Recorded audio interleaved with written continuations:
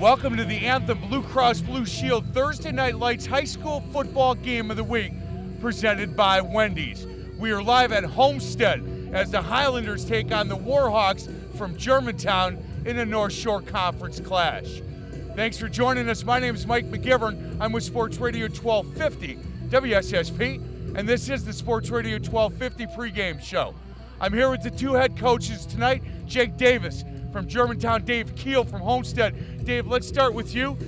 Boy, the tradition with Germantown Homestead is great, and we really appreciate you guys having us out here tonight. It is, Mike.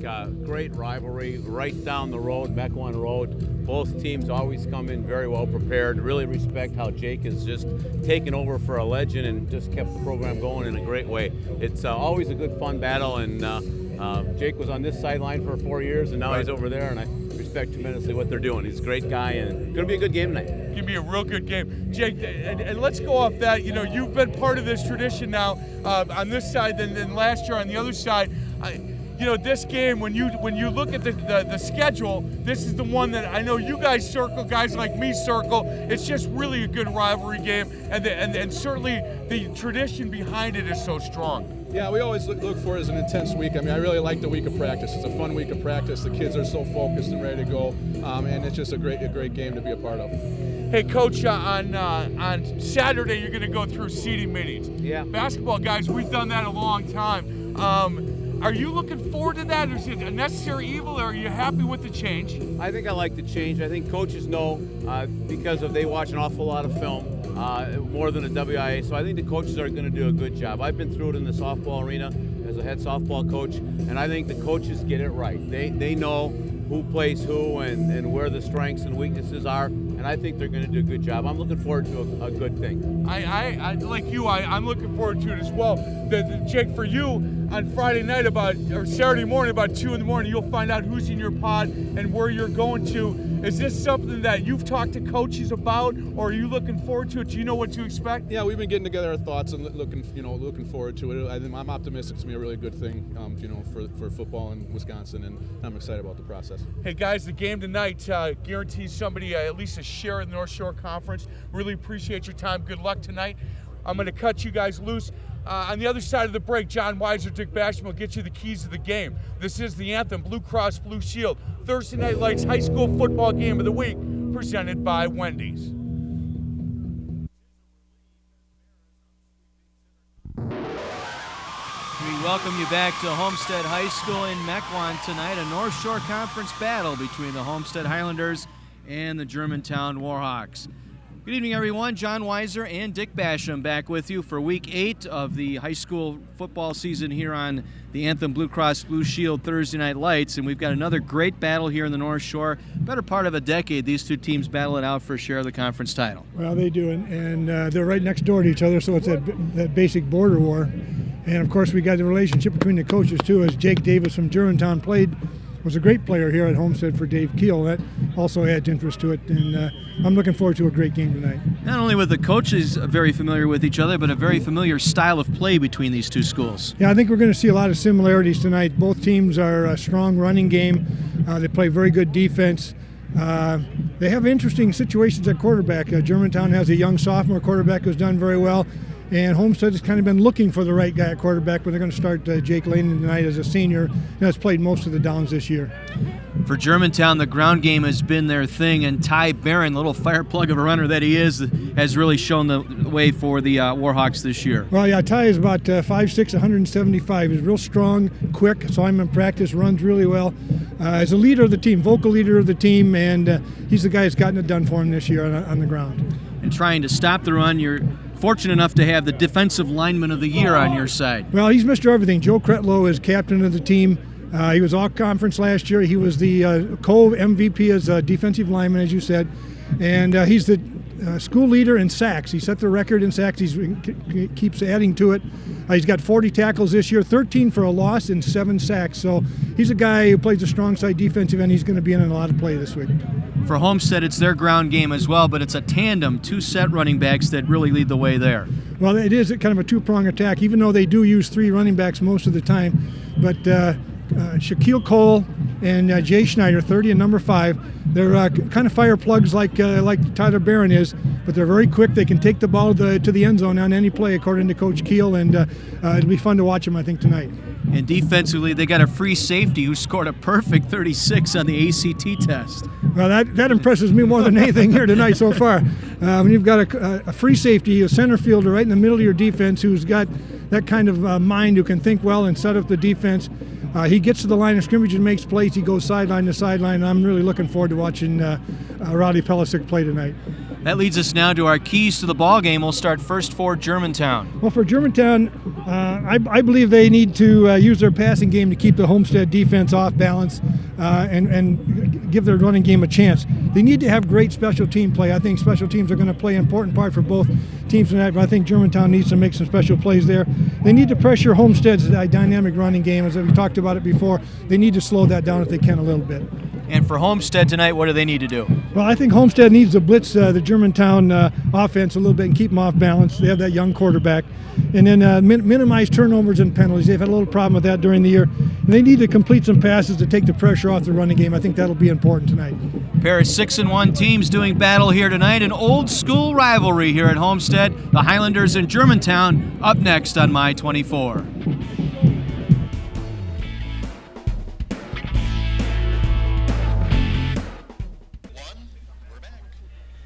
North Shore Conference battle here tonight. Germantown taking on the Homestead Highlanders for a share of first place in the North Shore Conference. Before we get started, let's enjoy our national anthem tonight, performed by the Highlander Marching Band.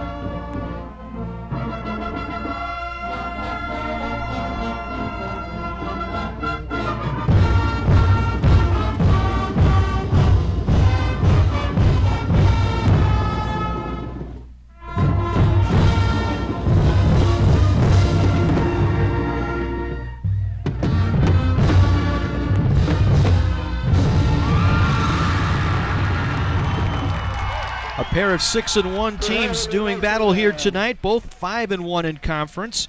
As Germantown, their only loss of the year came at the hands of Cedarburg. Meanwhile, for Homestead, the Highlanders, their only loss last week to Whitefish Bay, forging a 3-way tie now in the North Shore Conference. So the winner here tonight will assure themselves of at least a share of the conference title this season. Well, it's been an interesting conference. It's been the 4 top teams and kind of the 4 bottom teams.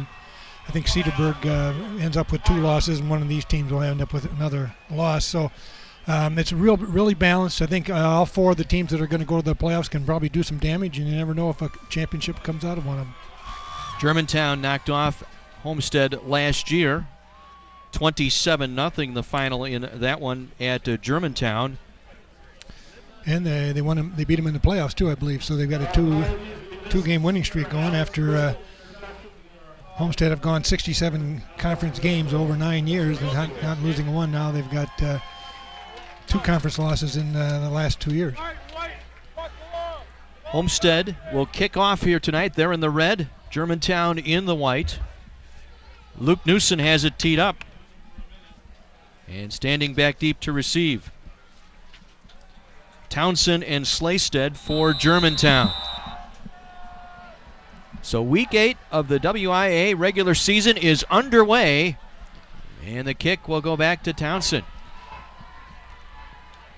Gets it up across the 25, spins his way, fumbles the football. It's loose, and I believe the Highlanders have recovered. No official signal yet. That ball came out just as Townsend got to the 25-yard line. And Germantown did get on it, so they will retain possession there. A lot of red shirts around that football. And somehow the Warhawks came away as we take another look. Yeah, I didn't think they had a chance of getting it back. And he's got it right there, grabbed his arm, pulled it out. And the first thing I saw was 2 red shirts from Homestead there, but the Germantown guy got his hands on it and pulled it in. That's the way you recover him. It might have been Pelisek who jarred the ball loose here. Let's see. Yep. Yeah, it is. Right Number there 21. on the strip. Yeah. Well, that's our first look at the Warhawk offense. Barron and Tice. We'll see them at that running spot. And it's going to be Barron coming around the near side. Has a hole. Cut back across the 30 out to the 34-yard line. Pickup of about 9 on the play. Brandon Hines with the stop as we take a look at that Germantown offense. That was a huge hole there. A big outside line. Let's see. Robert Stem, Sean Mobbitt, Austin Langford, Ryan Lemke, Roddy Raybuck are the offensive linemen for Germantown. Townsend, Peterson, Ulsberger, Barron, and Tice are the backs and the receivers, and they have a couple other guys they'll be bringing in during the game when they go into a 4-receiver set. The sophomore, Dwayne Lawhorn at quarterback, a lefty, and he's a good one. Good-looking player. We'll see how he does under the pressure of a big game tonight. Barron for a couple before he was driven back. Wes Wouters with the stop that time defensively as we set the defense. Yeah, Ryan Stiller, Brandon Hines, Yuri Pagozin, and Ryan Gador up front. They're all very good. Bryce Yudis, Mike DeGeer, David Anderson, and John Weicker are the linebackers. And Jake Lanen is not a cornerback, but Riley Pelisek, Tyler Gerke. And the other cornerback is, find here, Max Pavlik. Play action, going to throw into double coverage. And it goes incomplete. Penalty marker down. Nick Holcomb, the intended receiver, was defended by Pollinger out there, and a penalty marker on the play. Our first Conan Smith penalty flag of the evening. Well, I think that was the right call. It looked to me like he jumped up the back and maybe he had his hand on his shoulder in order to elevate there. Jack Fleming, our referee here tonight. His crew on hand for this matchup between a couple of longtime Mequon Road rivals. Well, they've had the last 3 or 4 games they've played have been very good football games. The one we had 2 years ago was decided on the last play of the game, and Germantown went for 2 and ended up losing at 21-20, and then came back and won in the playoffs. So 15-yard walk-off for the pass interference call moves the ball into Highlander territory from the Homestead 48, 1st and 10 Germantown. Again, they'll give to Barron. Barron probing that right side, gets inside the 45 before he is driven down near the 43-yard line. Working that right side behind Lemke and Raybuck that time, the right guard, right tackle.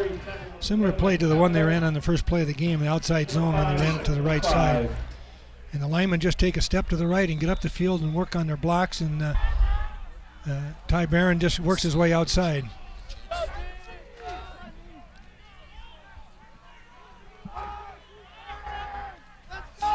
Second and 5 for Germantown.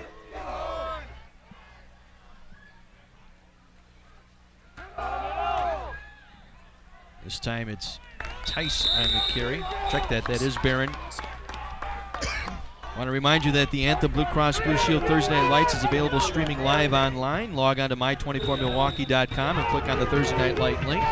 You'll also find complete game videos and photos from this season's games. That's my24milwaukee.com. Not much room to run on that last play. Went up the middle, a little counter step, and then came straight ahead. Big play now, 3rd and 3. We'll see what they come up with. This time they'll work the I formation. Tice the fullback, Barron the tailback. Receiver left, receiver right. They'll give it to the fullback, Tice. Tice bowls his way inside the 40, maybe the 39-yard line. Going to be short of the first down. Good to surge that time up front defensively for Homestead. It was Hines and Pagosin there on the stop. Well, here's an interesting decision. You're inside the 40, 4th and 1. Early in the game, big game. Are you going to go for it or are you going to kick it? Here's if they're going to go for it. They haven't sent the kicking team in yet. So Germantown's going to bring out a couple of extra ends here. Going to line them up tight here and go for it on 4th down. 4th and 1 from the Homestead 39. Single back is Barron. They have a slot man to the right in Williams. They'll give to Barron. Tries to get the corner on the right side. Dives forward. Close. It's going to be one of those left foot, right foot spots here. Exactly. The defense really closed hard quickly on that play right there. I think it was Brandon Hines who got in there defensively. I think he is. I think he might be. Wow, it's right on the line, is it half not? an inch short. Yeah, we got a little bit of an angle here. It's hard to tell from the camera view. So they'll stretch him out. You got it. By the length of a football, a First Bank first down. I'd like to thank First Bank Financial Center for being our first down sponsor on Thursday Night Lights. First Bank Financial Center, discover the community bank difference. So Germantown retains possession, converting on 4th down, sets them up 1st and 10 at the Homestead 38-yard line. Well, I think that shows that Jake Davis has a lot of confidence in his team, not only just his offense, but his defense. If they didn't get it, he felt his defense was capable of dealing with it. So we'll see how it works out. Single back is Barron, 3 receivers, 2 to the left side here on 1st down. Lawhorn wants to throw. With some pressure, steps up, bobbled, and dropped. Incomplete. Intended here on the near side for Dylan Peterson, the senior tight end, broken up by DeGear, who was right there defensively for Homestead. Well, he was worrying a linebacker there, and that's hard to pull that in.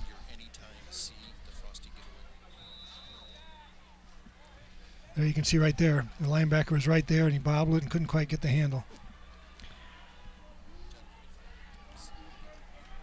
It's a good throw by the quarterback. Dwayne Lawhorn, 6'2", he's got long arms and has a real high release, and so he can get that ball over those linemen. Completing 54%. This time he'll keep it on the ground. Gets the corner left side, inside the 30, before he was pulled down from behind. Pelisek got him down from behind, close to another 1st down. Well, you can see he's got that long stride. He's not particularly quick, but he's got that long stride and covers a lot of ground. A little stiff arm there, gets himself some extra room. Nice run. He's going to be interesting to watch him develop over the next 3 years. He's a very good-looking player. Just a sophomore. Beat out a senior for that starting quarterback spot. This season, Wendy's will be giving away a free Frosty to students who show their student ID when purchasing a combo meal at all of our participating Wendy's locations. Hurry, this special offer ends this Sunday. 3rd and short, 3rd and about 2 here. They'll give it to Barron. Plows his way through the middle of that line and is going to be close to another Germantown 1st down. Well, they went right at the teeth of the defense. They had good movement up front to be close, and obviously they'll go for it, I believe, if they didn't get it, because they went for it the last time they were in this situation. They're going to call for the chains once again here to measure this one up. Just going to look at that Germantown sideline. Very good Germantown team here. Some players here. Lawhorn was brought up onto the basketball team in the playoffs last year for that great run by Germantown in the basketball playoffs a year ago. This time they're going to be short. Yeah, Germantown has 35 seniors. That's a large group of seniors. And not only are they good players, they're also good students. Their average grade point average for the whole group is 3.4, and there are several of them that have 4.0 averages. I was going to say, typically you'll get a team maybe with 1 4.0. Yeah. This team's got 3 or 4 guys that are 4.0 students. And that says a lot for the school. It says a lot for the coaches and the team, too, that they have kids who get it done in the classroom as well as on the field. Well, for the second time on this drive, a 4th and less than a yard here for Germantown. Lawhorn gets them set. Barron the single back. 2 receivers to the right. Barron gets the call. 1st down. Bulls his way inside the 25 to the 24-yard line. Good, strong second surge by Tyler Barron, the senior, on the attempt converting 4th down. Pelisek brought him down. Well, Barron's only 5'6", but he's got good balance. He's really solid 5'6", 175 pounds, and he has a nice lean, and you can see that he falls forward. He doesn't go backwards. I'm sure Barron and Pelisek are going to get to know each other very well by the end of this ball game tonight. Right. Pelisek, the free safety. So the second 4th down conversion of this opening drive for Germantown. They're now in the red zone. This time Lawhorn will work from shotgun, has Barron to his right, 3 receivers right side. The lefty going to wind and fire, going to that far side, has a man out there and overthrows, incomplete. Intended for David Ulsberger, the senior wide receiver. Ulsberger with 5 receptions this year. That one overcooked just a little bit by the quarterback Lawhorn. Pelisek in coverage for Homestead. Well, all of their receivers that are 6 feet or over, and he had Ulsberger open and just overthrew a little bit out of bounds. Opens up a 2nd and 10 here for the Warhawks. It's interesting. Germantown's been throwing a little bit more on first down, trying to keep Homestead off balance. From the 24, Townsend looking to run option, tripped up in the backfield, may have gotten back to the line of scrimmage. Mike DeGeer, the senior linebacker, brought him down. Well, that's an option play, a lead option play that they were working a lot on in practice with a lot better success. But Homestead had all the options covered, and they didn't have much else he could do except turn up with it. Loss of a yard sets up 3rd and 11 for Germantown. Again, opening drive here. Under 6 minutes to go in our first quarter. They got it inside the Homestead 25-yard line, facing a 3rd and 11. Bearing the single back, 2 receivers to the left. 3-step drop, hit as he's thrown, ball is loose, it's behind the line, has to be recovered, as that was a lateral, and covering it up that time was Jason Townsend for the Warhawks. There's that pressure you were talking about, exactly. Coach, getting into the face of Lawhorn as he stepped up to fire. Right. You see right here, he steps back and gets hit just as he throws it. That is a backward throw. That's a fumble. And Townsend was able to recover it, and now they're back far enough that they're going to punt it. So Adam Mucha on to punt this one away, one of the better punters in the area. All conference a year ago. Gets a good snap. Going for the far corner. Going to try and drop it inside the 20. And it will bounce hard. Rolls inside the 10, inside the 5, and dead at the 4. Whoa. We will take our break. No score. Germantown and Homestead in the battle for the North Shore Conference tonight on the Anthem Blue Cross Blue Shield Thursday Night Lights, presented by Wendy's.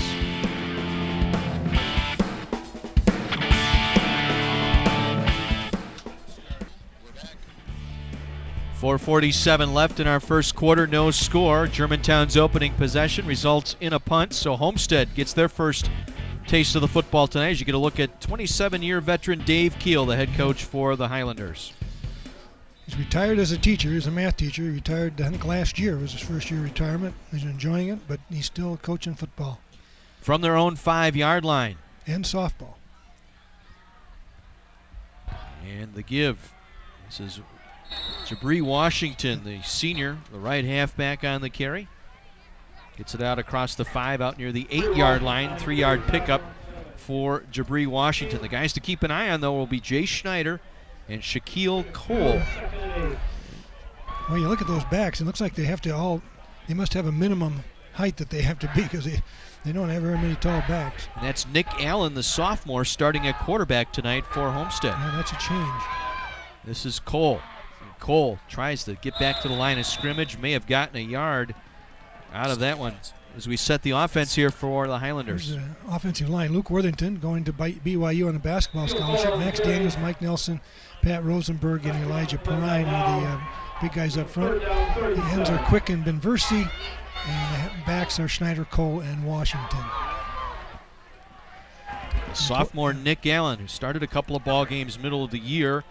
Jake Lanin, the senior, had an injury, missed a couple of weeks, so it's Allen here to start our ball game tonight. Wants to throw, going over the middle, has a man out there, and it goes incomplete. The man there, Brett Geschke, the wide receiver, comes up empty, stopping the play with 3:36 remaining. Brian McMichael out in coverage that time for Germantown. So a 3-and-out here for Homestead. They will be forced to punt from out of their end zone. Ryan Stendler will do the kicking here for Homestead. Well, if Germantown handles this punt, they should get themselves some good field position. Tyler Paulskill is standing near midfield.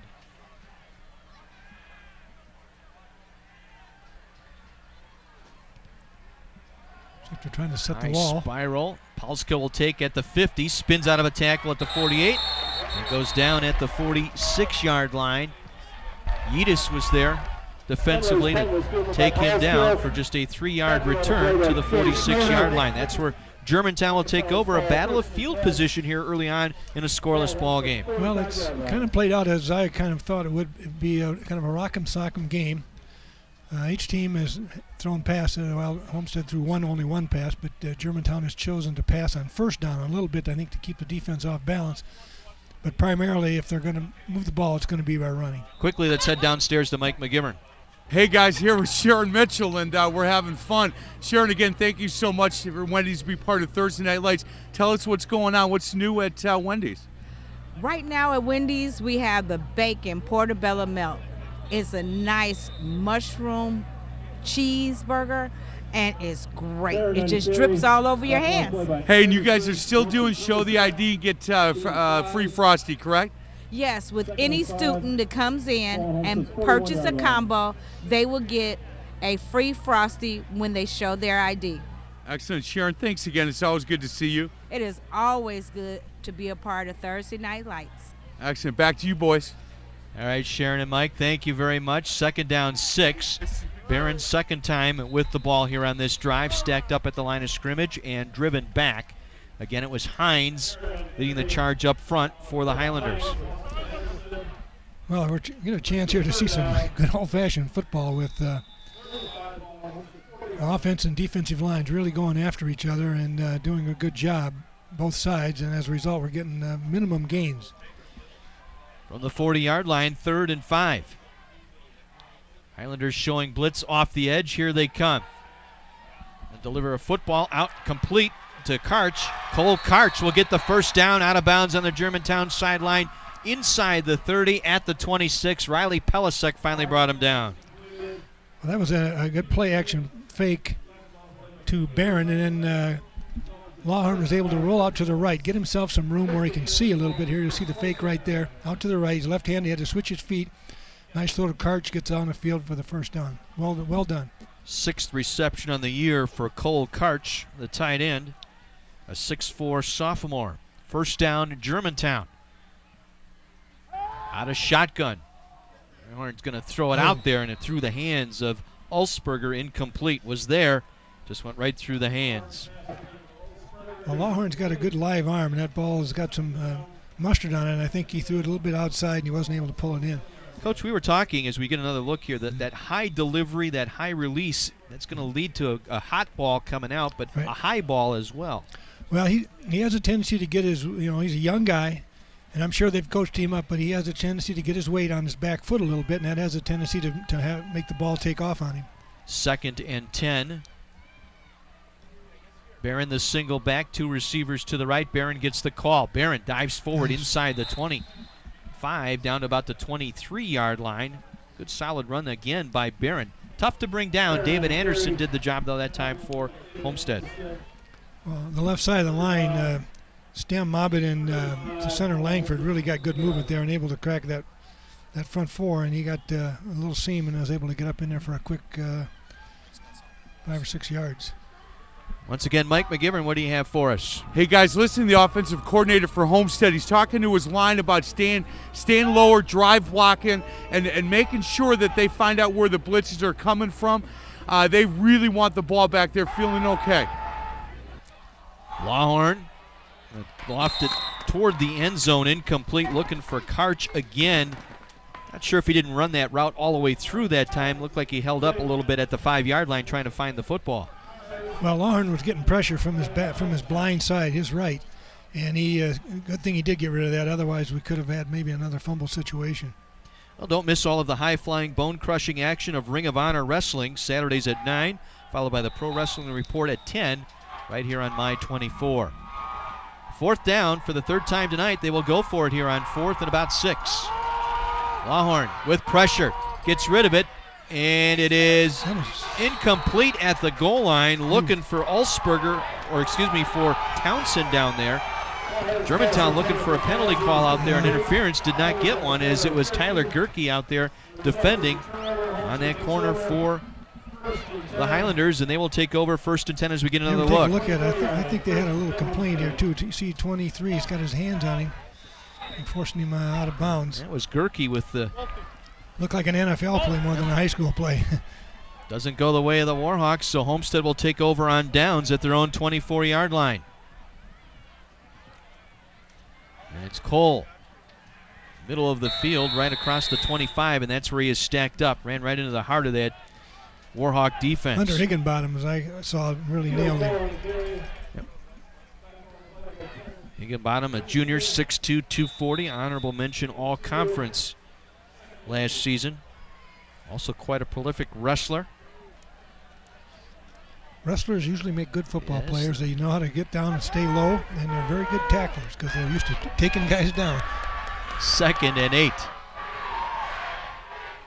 from the shotgun. Going to go over the middle, and it's incomplete. Allen looking for Darius Cross that time, was double teamed. Actually, Brian McMichael was out there as well. Let's set the Germantown defense for you. Well, up front, Joe Kretlow we talked about earlier, Tanner Zingsheim. Hunter Higginbottom just made that tackle on Brady Slosted. Linebackers Nick Klashewski, Clayton Knapp, and Lincoln Gruber. And the deep four are Cody Slosted, the brother, and Brian McMichael, Adam Mucha, and Tyler Paulskill. Once again, the Warhawks facing, or the Homestead facing a 3rd and long here. 3rd and 8. Try it up the middle once again, and it's nothing doing. Good job that time, Jay Schneider, his first carry tonight, stopped for a minimal gain. A little counter action here, right? You'll see backs going one way and hand them back to Schneider right there. But good job of closing down by the defense. And Shea Callowart that time in as an extra defensive lineman for Germantown to make that stop for the second straight drive, a 3 and out, as time will expire as our first quarter comes to an end. Here at Homestead High School, a scoreless first quarter between Germantown and Homestead tonight, a battle for the North Shore Conference title. Our anthem, Blue Cross Blue Shield Thursday Night Lights, sponsored by Wendy's, coming right back.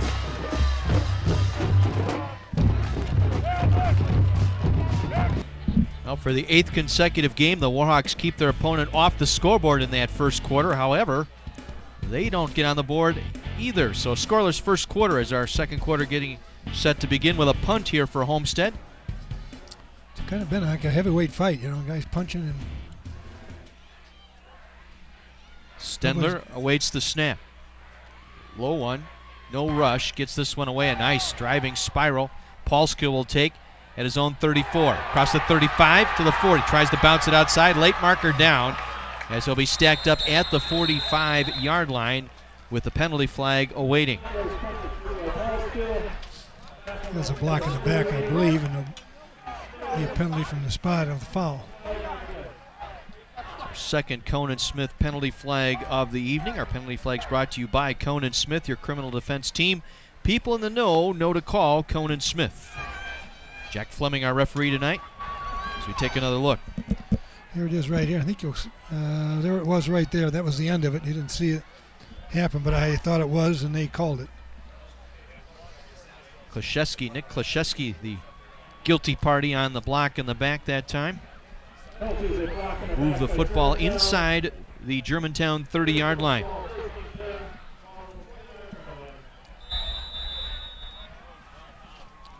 So Dwayne Lawhorn, the sophomore quarterback, has the I formation behind him. And again, Barron picks his way across the middle over the 30 to the 31-yard line. Barron been the workhorse here early on. Bryce Edis able to make the stop defensively for Homestead.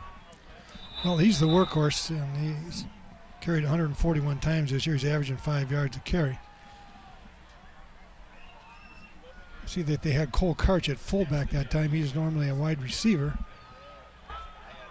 Now he's coming out here in the trips on the right-hand side. 3 receivers here to the right on 2nd and 9.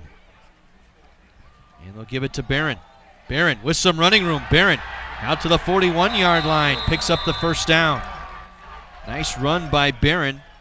So they run the little draw play as they spread him out with the draw. He does a real good job of finding his hole, and then he has that burst to get up in there before the tacklers can adjust to him, and he's able to get that first down yardage right there. It's David Anderson who finally got him to the turf. Across the 40-yard line as we get another look at the carry here by Barron. Right, you got to give the guys up front, the big guys. 57, Ryan Lemke there had a good block going. Riley Raybach on the right side. So 1st and 10, Germantown at their own 41. Lawhorn wants to throw, now on the scramble to his left. Lawhorn throwing on the run. It's short hops, incomplete. As he was intending it for Peterson, Dylan Peterson out there. Again, tough rolling left, throwing on the run when you're a left-handed quarterback. Well, he got flushed out a little bit, and he didn't get his shoulders square to the line. He was running to his left, trying to throw down the field, and that's a tough thing to do. Sets up a 2nd and 10 from the 41-yard line. Just underway, second quarter, no score. Germantown and Homestead tonight. And Barron on the stretch play left. Barron across the line of scrimmage out to the 45-yard line. Another good hard run on the stretch left, that time by Tyler Barron. Big Ben Gaddour was able to track him down. That stretch play to the left side has been a good play for him all night. And they get off the line and get movement. There you can see right here. Then you see Gaddour come in here. There's the big guy. Third, we'll call it 5 from the 45-yard line. You get it just across the midfield stripe for the first down. 2 receivers here to the right. Single back is Barron.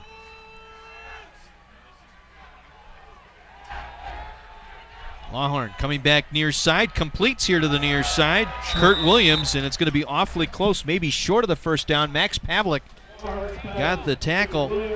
It may have prevented the first down. Yeah, he was in good position. He broke on the throw. Was able to make a sure-handed tackle and get him out of bounds short of the first down. Probably about 2 feet left that they're going to have to punt. Just as he was about to turn as he made the catch. Good job by Pavlik that time to deny the first down as the punting unit will come on for Germantown. Bucha set to punt. Schneider back deep. Short, high punt that will bounce inside the 30. Takes a Homestead bounce back across the 30 and will be down at the 33-yard line. Again, we remind you that Anthem Blue Cross and Blue Shield Thursday Night Lights is available streaming live online. Log on to my24milwaukee.com and click on the Thursday Night Lights link. You'll also find complete game videos and photos from this season's games. That's my24milwaukee.com. John Weiser, Dick Basham, Mike McGivern with you. Homestead High School tonight. North Shore Conference battle. Sophomore Nick Allen at quarterback. 3 across in the backfield. This is Cole. Trying to dart his way through. Check that. Jabri Washington, his second time he's handled the football tonight. Gets a little bit of a run here to the near side. Pickup of about 4 as we take another look. Well, you can see they have all 3 backs in the backfield in that old-fashioned T alignment. You get the 2 out in front and plus all the linemen, and it's kind of a student body left, but the defense does a very good job of stuffing that back. Gain of 4, 2nd and 6 for Homestead.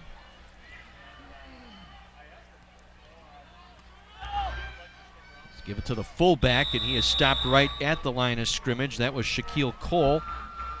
So Germantown doing a nice job taking Homestead out of the first 2 downs, forcing 3rd and long tonight. Well, they got a nice gain on the first down, 4 yards, but then they just got 1 here, so now they're in a situation where they have to put the ball in the air.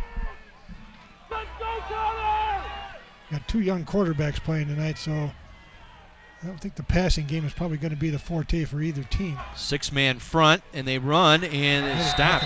Washington stopped behind the line that time. Good tackle by Lincoln Gruber, a sophomore, 6'1", 180. Open field tackle that time, and for the 3rd straight drive, Homestead a 3 and out, and they'll be forced to punt. Well, for the most part, Homestead has been running fairly conservative stuff. They do take their formations and spread it out, but I think they're just feeling their way around yet. Nothing to nothing, you can certainly afford to do that. Once again, Paulskill standing deep, awaiting the Stendler punt.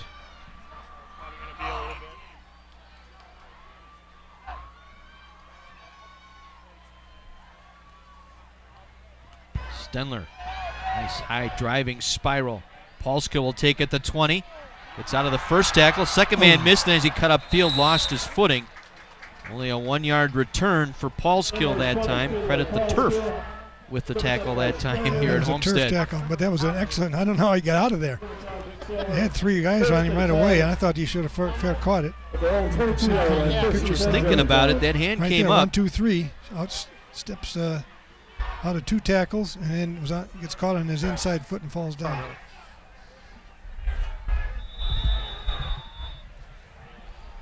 Well, Germantown's been throwing on first down a lot. Let's see if they now they're getting backed up a little bit more on losing field position here. I don't think they're going to probably put it up here. Karch, the fullback, Barron, the tailback here on first down. Barron tries to cut it back, nowhere to go. Good job by that Homestead defense to close off the cutback lane as well. Brandon Hines having quite a night tonight so far. That's his 6th tackle for the Highlanders. Wow. That's a good night to work with, only early in the second quarter. He's a big kid, 6'3", 280. It's pretty hard to move him out of the way. Well, if you like old school football, this is it here tonight. Well, it really is. You know, we see a lot of teams that run the spread and all that stuff. The game is still won by good teams that have a good running game, I think, and we're trying to see that tonight here. We also have good defense, though. Wants to throw, pressure on, down he goes, back at the 20-yard line. Getting in there with Stendler, Ryan Stendler, who's also the starting defensive end, does the punting. This time gets a sack for the Highlanders. Well, Homestead has always been a tough defensive team. Fritz Rauch is their defensive coordinator. He does a great job, and he's keeping the pressure on that offense. They play 4-4, so they have 8 guys up there in the box, and if you don't spread them out, they're going to be there ready to put the pressure on your running game. 3rd and 12 for the Warhawks, back at their own 20-yard line. Again, showing blitz, here they come.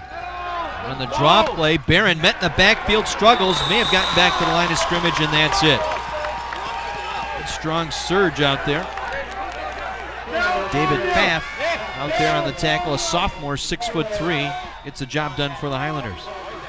That's a pretty obvious call in that situation. You're not running very well. You had long yardage to go. The draw play type of play is a safe way to try to get out of trouble. High snap, Mucha able to bring it down. Results in a short kick to the near sideline. Germantown will let it roll across the midfield stripe and out of bounds at the Homestead 48-yard line. We will take a break. 5:06 remaining in a scoreless battle tonight. Again, the winner gets a share of the North Shore Conference. Homestead and Germantown scoreless. Our Anthem Blue Cross Blue Shield Thursday Night Lights presented by Wendy's.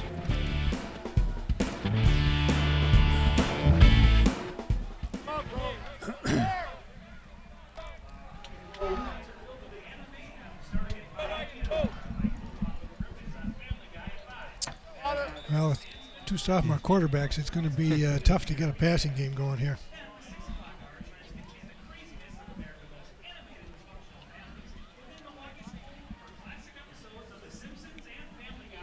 Probably going to boil down to somebody makes a mistake and gets good field position. Opening kickoff was opening kickoff almost was yep. it. Yeah.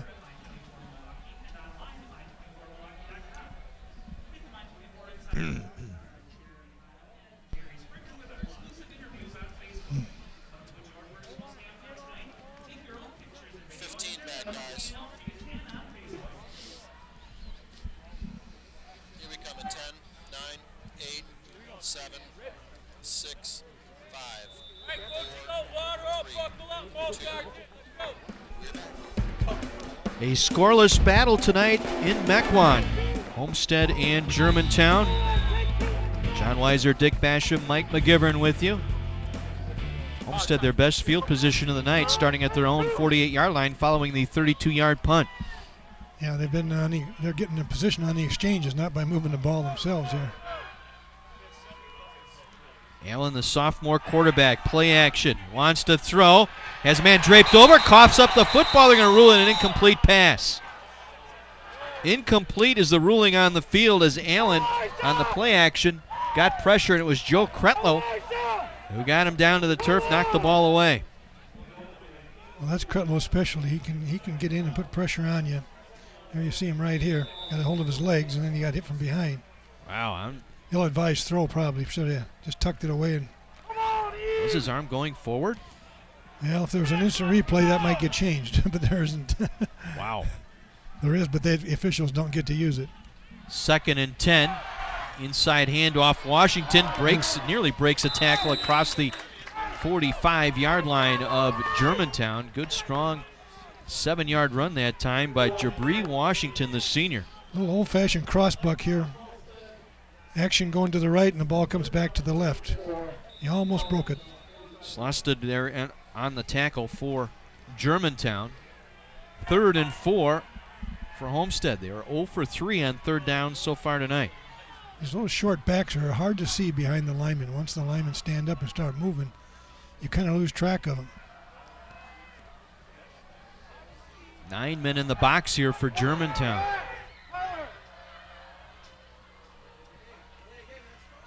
Allen will hand it off, and Homestead will get their initial first down. As converting is Jabri Washington over the right side. First down of the ball game, a first bank first down for Homestead tonight. Straight ahead dive play, the oldest play in football. Come off the ball and get your head down and run in the gap. First down. Brian McMichael, one of those 4.0 GPA seniors on that Germantown team with the tackle. So again, they try the inside with Cole, and he is met right at the line of scrimmage. Looked like it was Klashewski, the inside linebacker, who might have been in on that stop for the Warhawks. See it right here. Quick trap play. Right guard tried to pull and trap and didn't get across, and they were able to make the play. Good job by Klashewski. 5'11" senior on that defense for the Warhawks. Gain of 1, 2nd and 9 at the Warhawk 38-yard line. Again, they'll try it on the ground, and again, stingy Warhawk defense. They're swarming the football, led by Higginbottom. The bottom of that pile for the Warhawks, 76. Well, that was Jabri Washington, and he slipped coming out of the blocks and almost didn't get the handoff here. Well, we don't see that because it's a little bit late on the start of the play, but he did slip, and that ruined the timing and able to give the defense a chance to stop it. Now we got 3rd and about 7, big play here. T formation across the back. They'll give it to the fullback, met in the backfield, and Cole will go down. Shaquille Cole getting the call, and he was met immediately in the backfield. Higginbottom again and Klashewski. Well, Klashewski and Higginbottom are the leaders of the defense on the inside, Critlow on the outside, and they just met there that time. There was no doubt about what was going to happen on that play. So once again, Homestead forced to punt it away. They'll try to get that ball down inside the 10-yard line if they can. Tyler Paulskill standing inside the 15-yard line.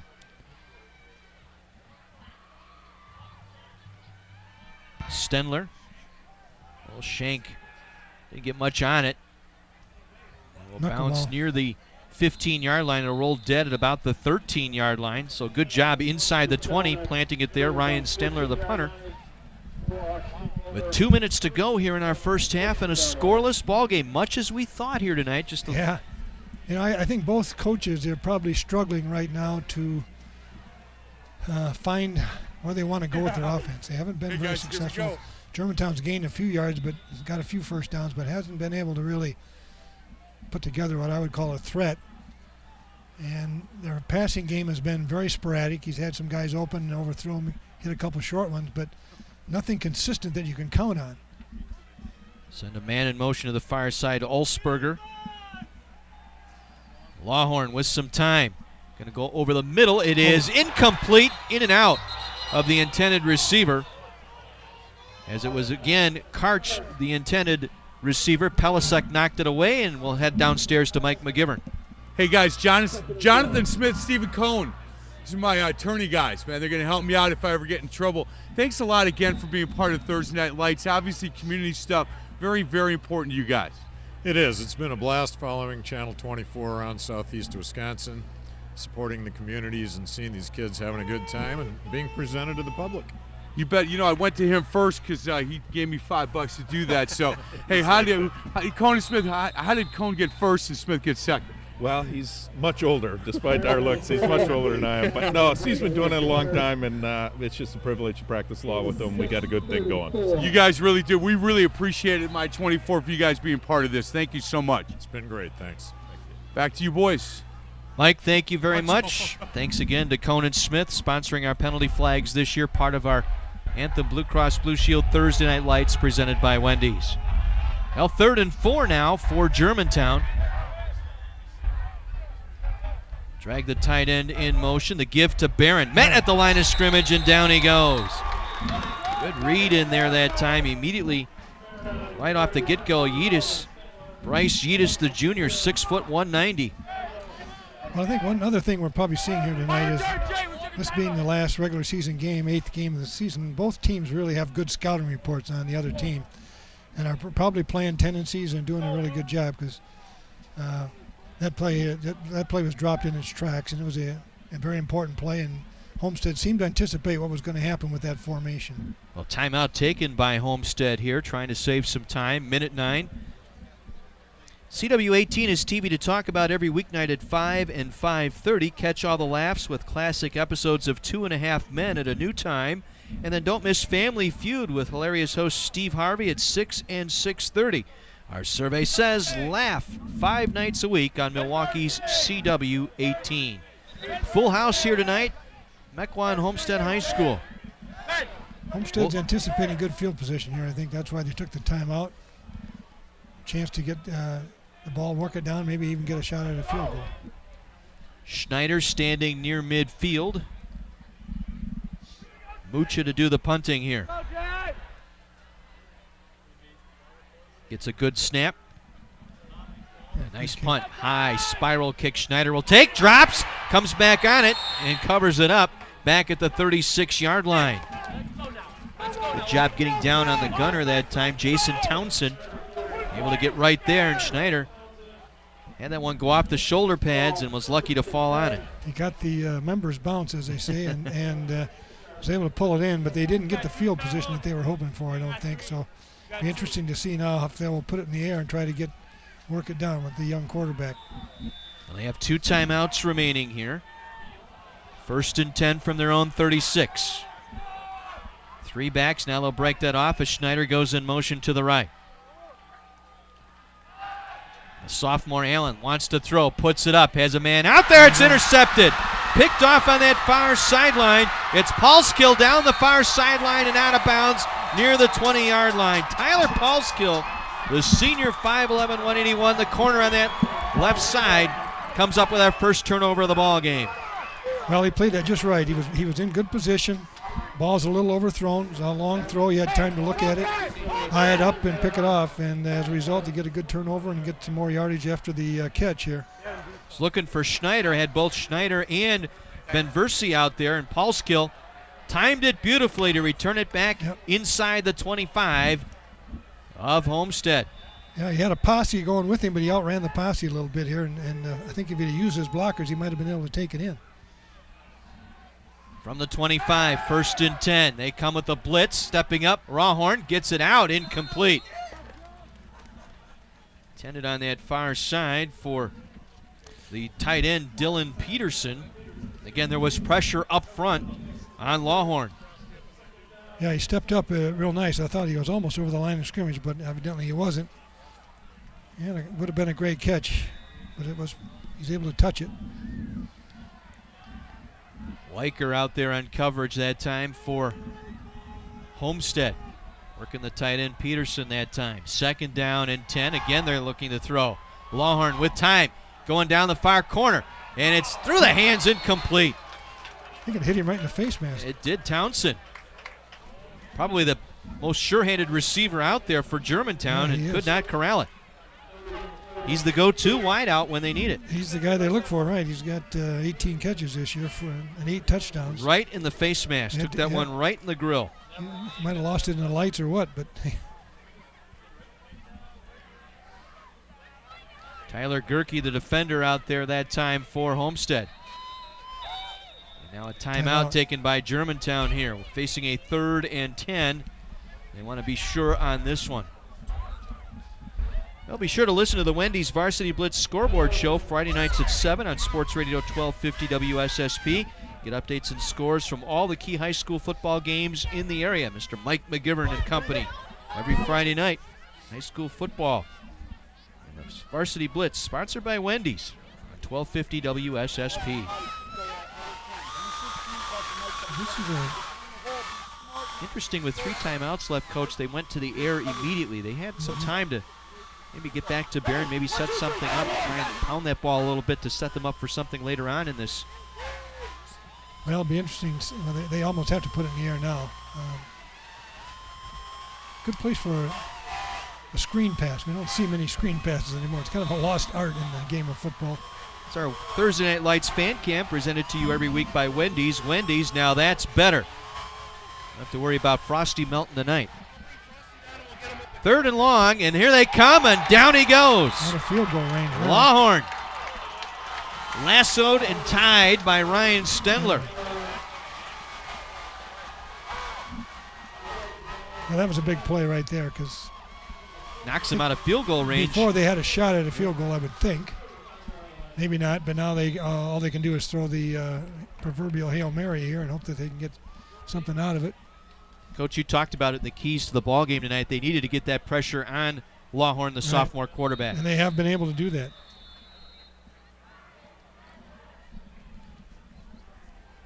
Well, the clock will stop with 2 seconds left. Germantown taking the timeout here. Well, I think we're seeing in this game, these are senior-dominated teams for the most part. But we have each team playing a sophomore quarterback. And it takes a really good sophomore to get the job done at the high school level, especially at a Division I teams, Division II. These are both 1 or 2, and they don't get their feet set. They have a hard time picking out the receivers sometimes. Sometimes they're more throwers than they are passers. And I'm not trying to insult the boys because they're doing the best they can, and they're sophomores. That's just what happens. It's very unusual that you have a sophomore who can come in and play like a senior. And both of these guys have game experience. Lawhorn more than Allen, but we'll see right now. They got trips out here. They got the tall receivers. See if they can win a jump ball. The old Hail Mary pass coming up here with 2 seconds left in the half. Lawhorn going to heave it up.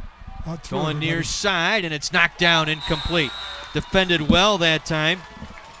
I believe that was Pavlik who knocked it down for Homestead to end our first half. A scoreless half here in Mequon tonight. 2 powerhouses out of the North Shore battling it out for a share of the conference title tonight. Germantown and Homestead to a scoreless draw through 2 quarters of play. We'll be back with our halftime programming, our Anthem Blue Cross Blue Shield Thursday Night Lights, presented by Wendy's.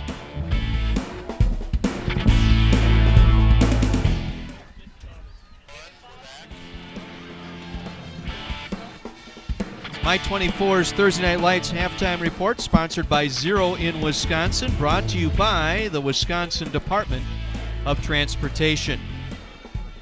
And 0, as in no score through that first half between Germantown and the Highlanders of Homestead High School. John Weiser, Dick Basham, and the third member of our crew is down on the sideline, Mr. Mike McGivern. Hey guys, once again this week, Madeline Morgan. She is Miss Wisconsin Outstanding Teen. She works a little bit with DOT as far as Zero in Wisconsin, and your platform is? 100% drive the dangers of distracted driving. You know, I told Madeline every time I hear the seatbelt beep now, I think of her. So I don't know if that's good or bad, but I buckle up. You're thinking about going to Georgia. What your future plans? What are you thinking? The dream is to one day become a successful broadcast journalist and hopefully a White House correspondent. So you don't want to be a sideline reporter? Well, it's a possibility. I would love this job too. Man, I'm hoping not, really hoping not. How can we accomplish Zero in Wisconsin?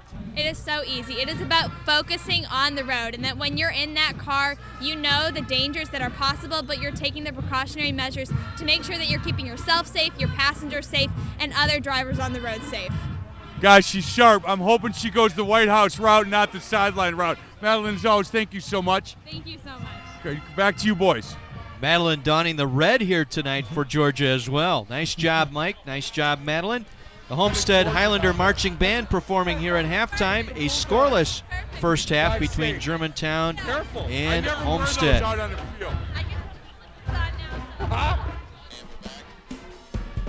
It's our Anthem Blue Cross Blue Shield Thursday Night Lights halftime report, sponsored by Zero in Wisconsin, brought to you by the Wisconsin Department of Transportation. A scoreless first half in this North Shore Conference battle.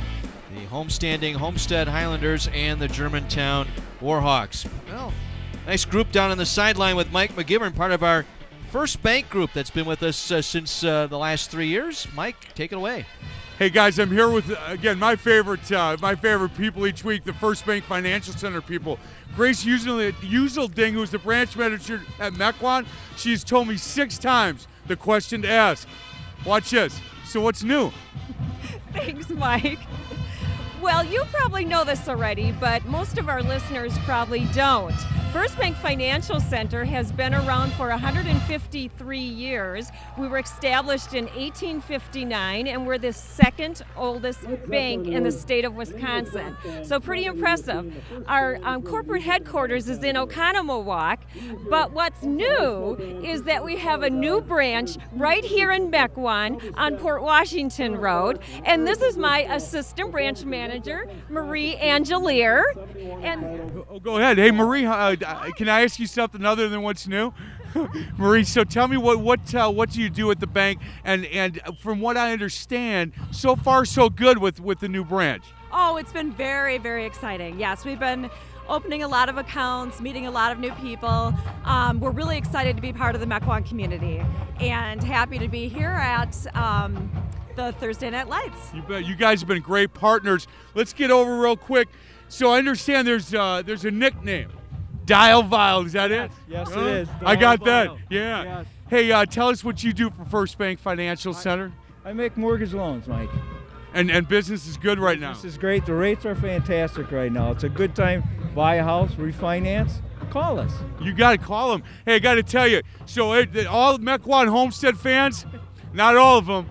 We got Sherry at the end. She's a Germantown fan. They said don't interview, but I have to. Sherry, it's always good to see you. Thanks. Good to see you. It's always fun to be here. Yeah, you never come to a warm game.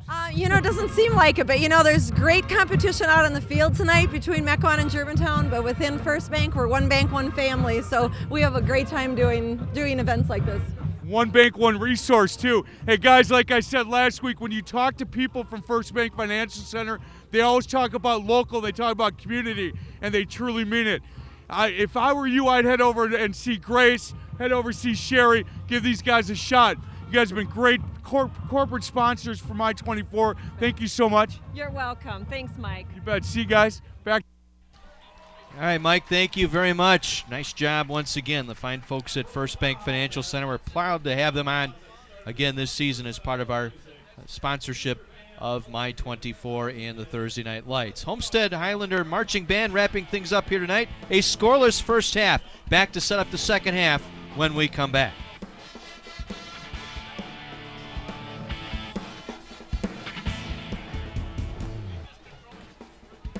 Nil-nil. But it's not soccer tonight, it's football. Warhawks and Highlanders, a scoreless first half here at Homestead High School in Mequon. John Weiser, Dick Basham, and once again to the sideline we go, Mr. Mike McGivern.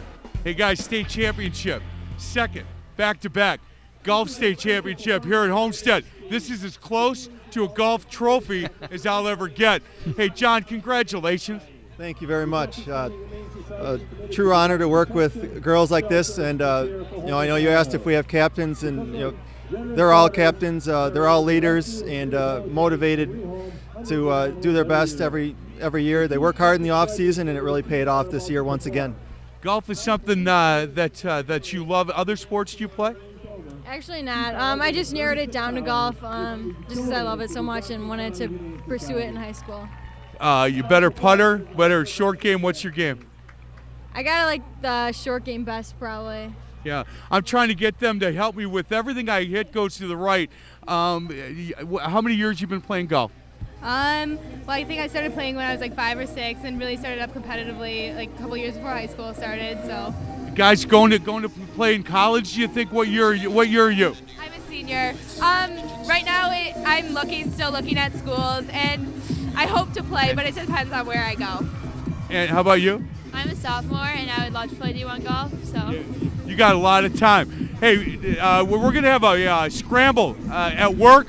Here's my team right here. All I gotta do is hit a putt, and I'm all set. Guys, congratulations, John. Well done. Thank you very much. Appreciate the opportunity. Excellent, boy. Back to you, boys. All righty, Mike. Thank you very much. Coach, I'll take you, though. You and I, we'll take them on. You think we got a chance? No. I know me. I have not seen you play, but I know how I play. You don't want to see how I play. Let's take a look at our highlight package. A defensive battle here tonight between these two teams. Yeah, rightfully so. We're going to see defensive play. Mike DeGear there on the stop, I believe. Lawhorn early in the game. That's Lincoln Gruber. There's Ryan Stenler and Ben Gadur on the tackle. There's the whole Germantown team right there, all over Shaquille Cole. Good defensive play. I think that was Pelisek there breaking that up. There's DeGear again. Here's the interception late in the first half by Paulskill. He outruns his little convoy there and knock him out of bounds, but it ends up with a sack to take him out of any field goal position at the end of the first half, and that's Ryan Stenler making that play. And as expected, the numbers showing just that. Brutal, yeah. 18 yards passing, none for Homestead, 44 and 25 on the ground. The stats pretty well tell what happened. The turnover, they were able to survive that turnover. First down, 6-1. Obviously, Germantown's had a little bit more success, but not enough to really mount much attempt to score. So the second half will be interesting to see where they go. I would look for possibly Homestead to bring their senior quarterback back, and he's got the experience, maybe a little more poise under pressure, and see what he does. Two sophomore quarterbacks, one for each team, playing it real close to the vest. Do you think they're going to have to one team's going to have to open it up? I think they're going to have to find a way to loosen get the other team backed off a little bit. Otherwise, it's going to be that unless they get a break, somebody gets a fumble down close inside where they can punch it in. I think somebody's going to have to come up with a formation or a trick play, and they both have some trick plays. I know they do. We'll see what they do. Well, a scoreless first half. Will it be a defensive struggle here in the second half? We will find out our third quarter right when we come back here to Homestead. 0-0, Germantown and Homestead. Our anthem, Blue Cross Blue Shield Thursday Night Lights, presented by Wendy's.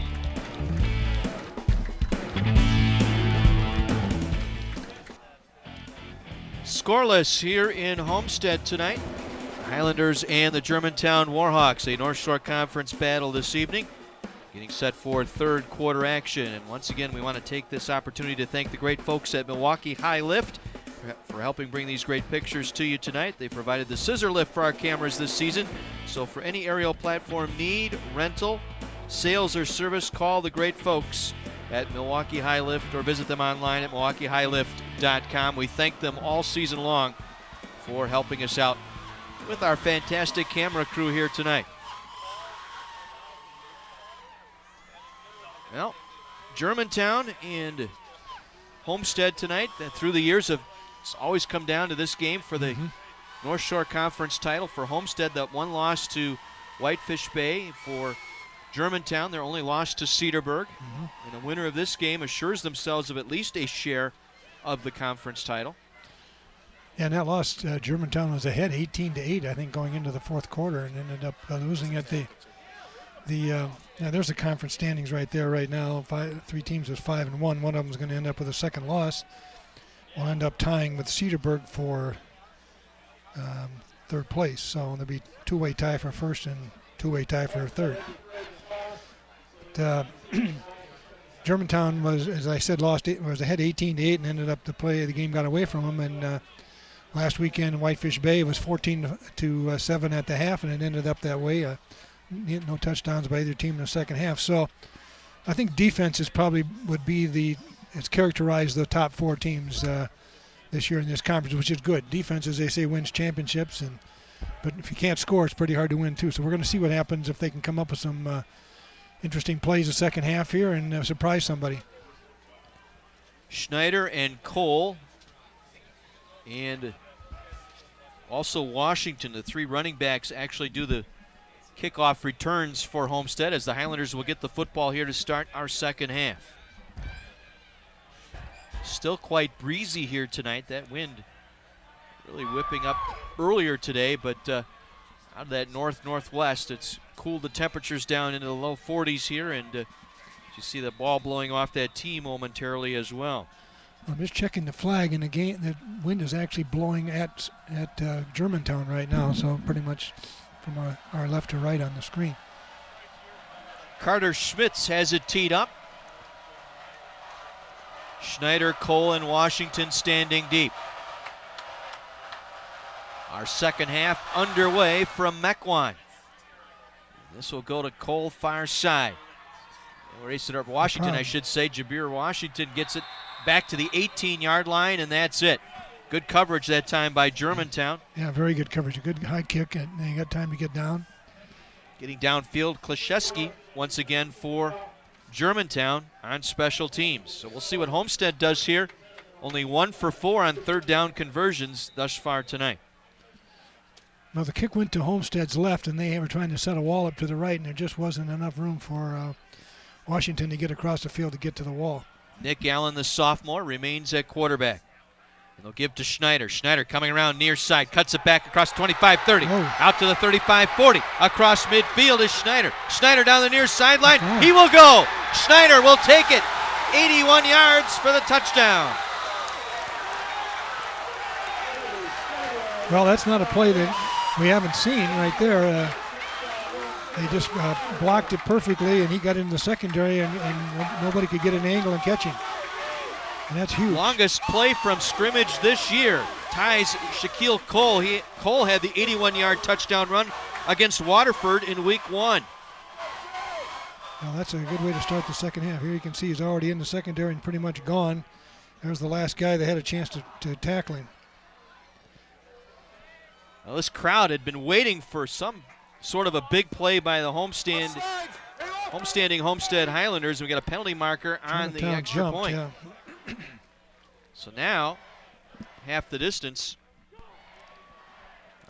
Only our third penalty tonight. Our Conan Smith penalty flag. Moves at half the distance, but Jay Schneider, his longest run from scrimmage this year, tops a 70-yard touchdown run that he had against Cedarburg earlier this year.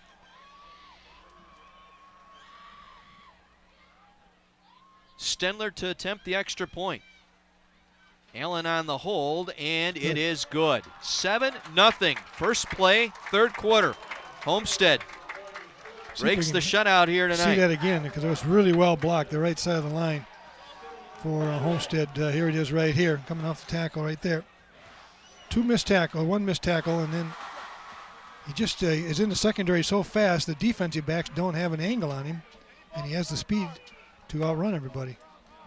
Jay Schneider, nice run. Well blocked, good job by the right side of that line, Nelson, Rosenberg, and Perrine. Really, the key block there was getting the strong safety McMichael to the turf. Yeah. And that opened up the edge for Schneider. So our first big play of the ball game goes the way of Homestead. Well, that kind of breaks the silence, so to speak, and we'll see now if both teams kind of take a deep breath and loosen up and say, okay, well, somebody scored, now we just go back and forth. That's Slaystead along with Townsend standing deep, awaiting the Stenler kick.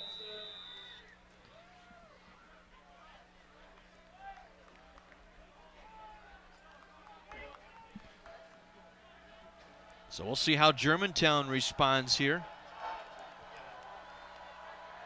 as they absorb the first big blow of the ball game. It will go to Townsend. Crosses 15, wants the far side, gets to the 20.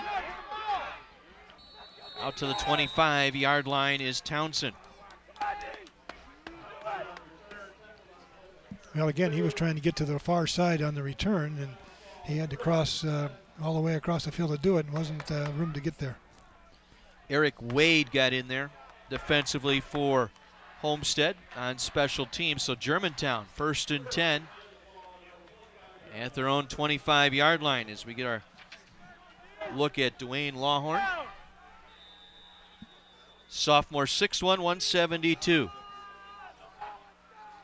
Single back is Barron, a receiver left and right here for Germantown. Barron will get the call. Tries to cut back across the middle, out across the 25, out to the 27-yard line, where he is stopped there.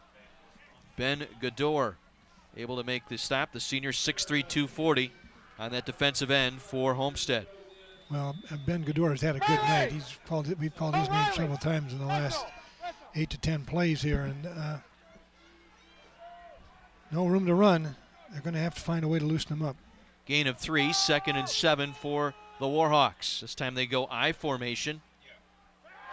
And they'll pass. Rayhorn coming back, completes the pass to Karch. Excuse me, that is Kurt Williams. Kurt Williams, the split end here to the near side, makes the catch and the first down. Nice delivery there. That was right on the money, right on time. Made the first guy miss, got the first down. Pelisek able to come in and make the tackle, along with Woders. Well, you know, Lawhorn has a very live arm, as we said earlier, and when he gets his feet set, he can throw a very strong throw that very hard for a defensive back to outrun. This time they'll use Karch as the fullback, Barron the tailback. Barron trying to go up the middle, nothing doing. The Highlanders right there, able to shut the door right there. Again, I think DeGear might have came in the back door there and made that tackle, the linebacker. Get another look from good the look end right zone. here. He tries to cut back. And I see 50, looks like 52 there on the pile. DeGear. Mike DeGear, the inside linebacker. No gains, 2nd down, 10 upcoming for Germantown. Ball at their own 36-yard line.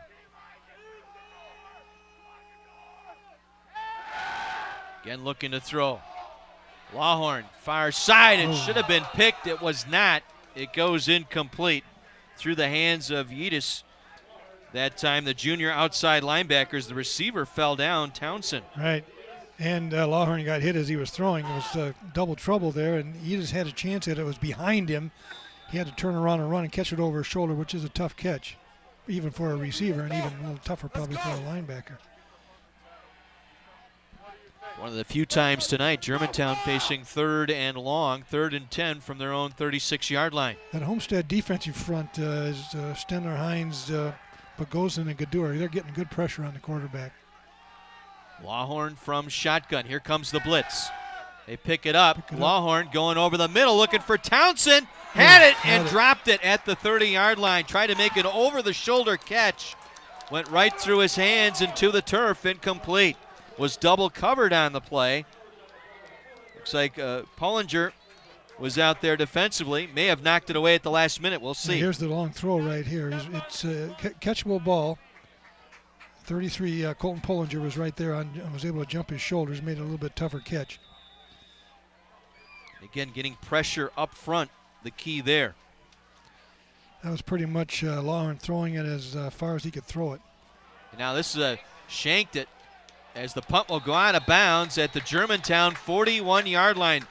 Mucha, all-conference punter, simply had that one go off the side of his foot. Having a real tough night. John Weicker was in there to give him some trouble, and he didn't respond real well to it.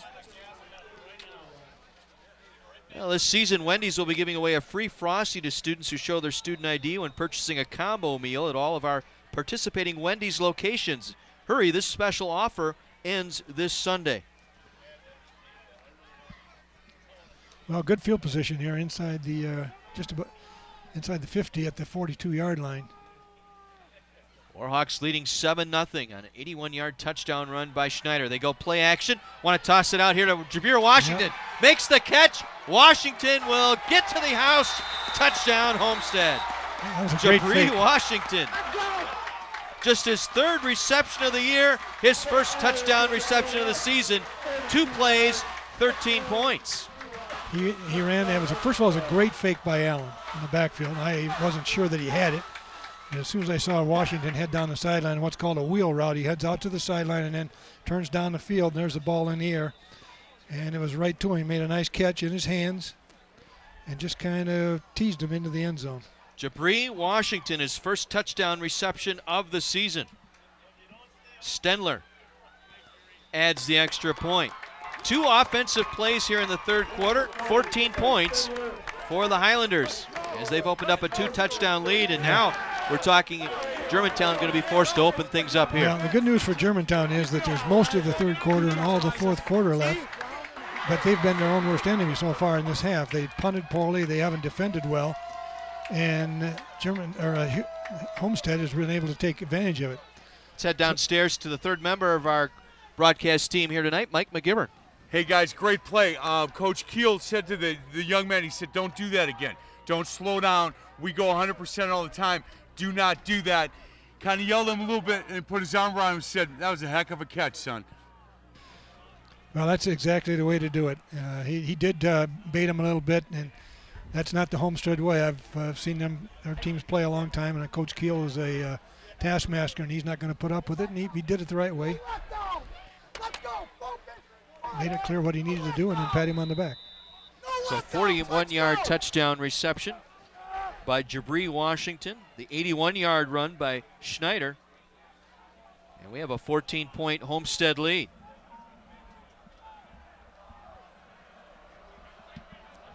Newson will kick this one away. Lost it. Fell down. His knee hit the turf. He'll be down at the 2-yard line. Again, in high school ball, once your knee hits the turf, the play is dead. As he tried to run it off the goal line, he lost his footing. The knee went down. Germantown ball on their own 2-yard line. Well, that's about as bad as it gets right there. It was an unintentional thing. He got his feet a little bit tangled up, but he had to backtrack to field the kick. And so now they need a big play. This is also a good place to go with a good hard play action pass right here, maybe make a connection. And more than once I've seen a 99-yard play from this position. That was close to being a safety. Watch There he this. is right here. He just got it out of the end zone. Yeah, it wouldn't have only been a safety if he would have been the one who put it in the end zone, and fortunately he didn't do it. He caught it at the goal line, and then but the ball stayed out, and then he went down. Out of the end zone, so he was able to bring it out. Exactly right. Yep. Well, Germantown backed up underneath their own goalpost here. The wheels have come off to start this third quarter. Townsend wants to throw, goes downfield, and it's incomplete, looking for Ulsberger on that far side. Gerke on the defensive coverage that time for Homestead. Well, that's what I said. That might be a good place to do it, but they didn't fool Homestead. They had 4 receivers down, and they had them all well covered, nothing there. Fortunately, he was able to get rid of the ball and didn't have to eat it in the end zone. Now the problem is they got to get it out of the end zone, otherwise they're looking at a safety. Barron the single back. Townsend, or I should Homestead's say up tight. Lawhorn in under center. Again wants to throw. Going to come back near side. Completes to Townsend. Townsend will dive his way across the 10 near the 11-yard line, close to a first down. Yeah. Nice play as he took on Gerke head on. And that extra shoulder lean may have gotten the first down. Well, I'll say this. Germantown is not going away and hiding anywhere. They're going after it. That'll be, may have to measure on this one. Looks like they're going to bring the sticks in for a measurement here.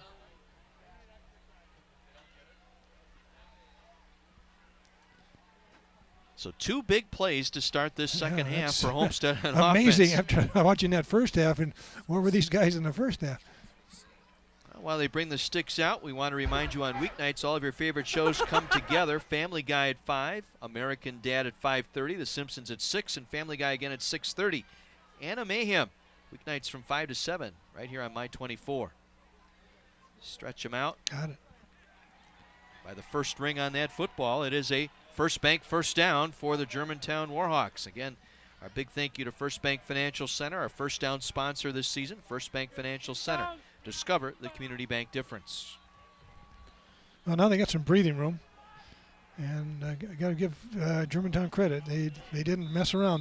They tried to get that first down. This would be a great drive. They go 99 yards and score. Lawhorn will work from shotgun. To his left is Barron. And Barron will get the call. Barron slips a tackle out across the 11, out to about the 13-yard line before he is driven back.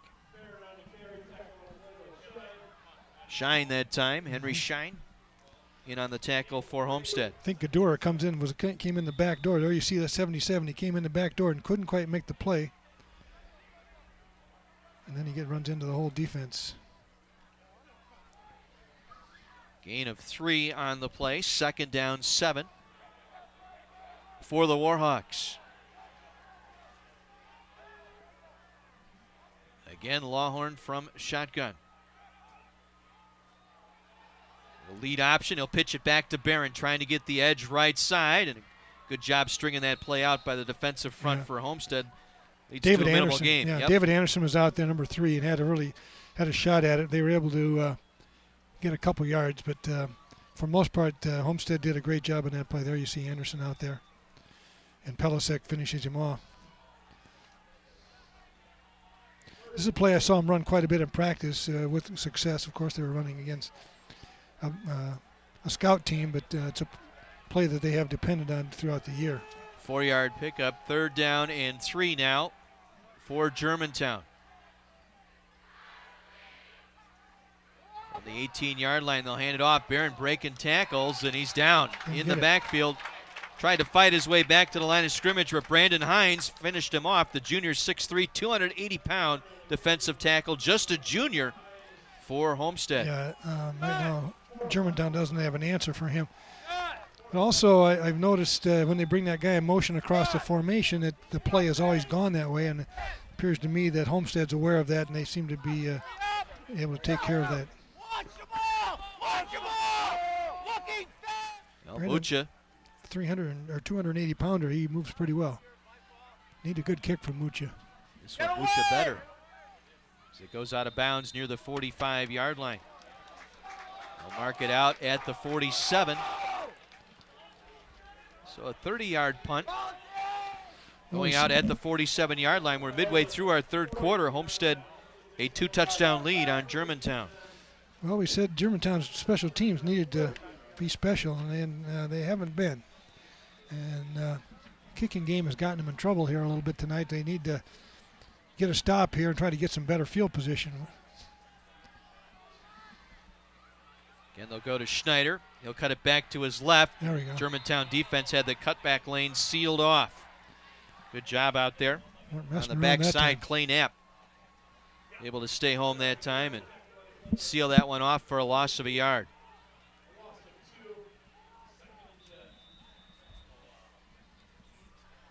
Well, that's what Germantown needed. They need to get them out of rhythm, and they're not quite in 4-down territory. If they get inside the 40-yard line, then they can think about going for it on 4th down. Got to look at Nick Klashewski, who was in on that last tackle. Loss of 2. They'll swing it out here near side. Cole with the catch. Cole breaking tackles. Cole down the near sideline. Cole's going to get inside the 10 and out of bounds just inside the 5. They'll mark him out at the 3. Well, that's a simple little swing pass where it's just a matter of speed. He just outran everybody. Creshank saved the touchdown as we take another look. He gets a good block here on the outside right there. Runs everybody down the sideline. Get the end zone look here. As Creshank right there finally got him out before the pylon. 40-yard run, or a reception I should say, by Cole. This time the quarterbacks will keep it. Allen in for the touchdown. Nick Allen, the sophomore, able to run it in. Faked the dive and kept it and walked right in. 20-0 Homestead. All the points coming here the first 7 minutes of this 3rd quarter. I would say they've run maybe 7 plays at the most and got 3 touchdowns. My question is, why didn't they do that at the beginning of the game? Well, it's a game of adjustments, Coach. Dave Keel. I'm just kidding. I'm just joking. If it was that easy, they would have done it. I'm sure. But Dave Keel, a master at making changes at the half, as Stenler tacks on the extra point. 21 unanswered points here for Homestead in the 3rd. We will take a break. 21-0. Highlanders on top of the Warhawks. Our anthem, Blue Cross Blue Shield, Thursday Night Lights, presented by Wendy's.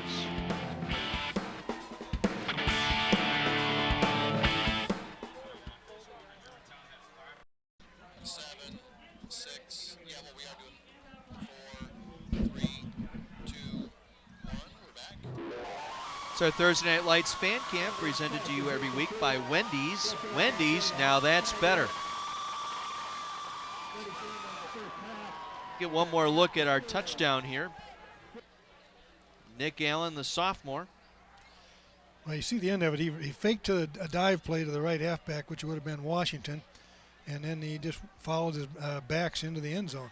It was, one thing they've done for Nick Allen in the second half is they've had him throw short passes. He's not asking him to throw the long ones. He threw that that when there was a swing pass, and he completed that wheel pass, which is a fairly much easier throw, and he was wide open. Cody Slastad standing deep. And they're going to kick it to Townsend. He'll take it on the run at the 15. Up the middle, 20, 25. Has a hole across the 30. Tries to break a tackle at the 32-yard line where he is brought down there. Townsend, one tackle away from opening up something big. Tyler Gerke was there defensively. So some better field position now for Germantown, but trailing by 3 scores. Still plenty of time, 5:48 to play third quarter. Well, field position has played a big part in this. They've played the whole half of this third quarter in the Germantown's end of the field. And that's in a high school situation, that's very tough to defend when you have a 4-down situation. And, of course, Homestead hit a couple of home runs there as well. Now we got Townsend down with the cramp, it would appear. Looks like he maybe is cramping up a little bit. Mike's got somebody for us at the sideline. Once again, we'll head downstairs. Mike McGivern. Hey guys, here with Dave Hero, the host, Pro Wrestling Report. Man, how you doing? That's a good show you've got. Oh, well, thank you. You know, Saturday nights, a lot of shenanigans at 10 o'clock. Hey, so you go to the pay-per-views, all this stuff. You got something big coming up. What's coming up? Well, we have Blizzard Brawl 8 coming up on December 1st at the Waukesha Expo Center. And then next Saturday at Racine Memorial Hall, it's Point of Entry. Point of Entry. You know, there's a chance maybe I'll get in the ring. What do you think? I think you should definitely get in that ring. My wife's watching. I don't think that's going to happen. Well, you know, it's just fake. It's grown men that fake fight in their underwear. So yeah. It should be just fine. Not going to happen. Hey, thank you so much. What time's the show? 10 o'clock Saturday nights, May 24. Hey, I got to be real honest. Not a big wrestling guy. I watch this show. It's really fun. Check it out. Boys, back to you. Thank you, Mike. Good to see Dave Hero here tonight. Dave and I go back a little bit, back in the early radio days in Milwaukee. That other sports radio station. Is that with Marconi? Marconi, the man says. Work with me here, Dick. Come on now. Okay. Penalty marker blows the play dead here. Conan Smith penalty flag. Got a false start penalty here on Germantown. So they get the good field position, but then the false start penalty. Yep. Makes it a 1st and 15. We have met the enemy, and it is us. It's basically what's happening right now. Germantown playing Germantown right here in this third quarter. This is uncharacteristic. Obviously, they wouldn't be in this position to be playing for a conference championship if they had done this all year long, but sometimes it just happens. Well, 1st and 15. All just inside their own 30-yard line. Send Karch in motion. Now he'll end up in the backfield. And now we've got another penalty marker down, delay of game. This one from the back judge. It has really come apart here for Jake Davis and the Germantown Warhawks here in this third quarter. They are still stunned by that 81-yard run by Schneider and then coming right back with that 40-yard pass play. Well, I'm not sure what they did there is they lined up in that slot formation, and they brought the guy back in motion, Cole Karch, just to line up in the backfield. I'm not sure what purpose that served, but that cost him a delay of game. This time they'll line a slot man here to the near side.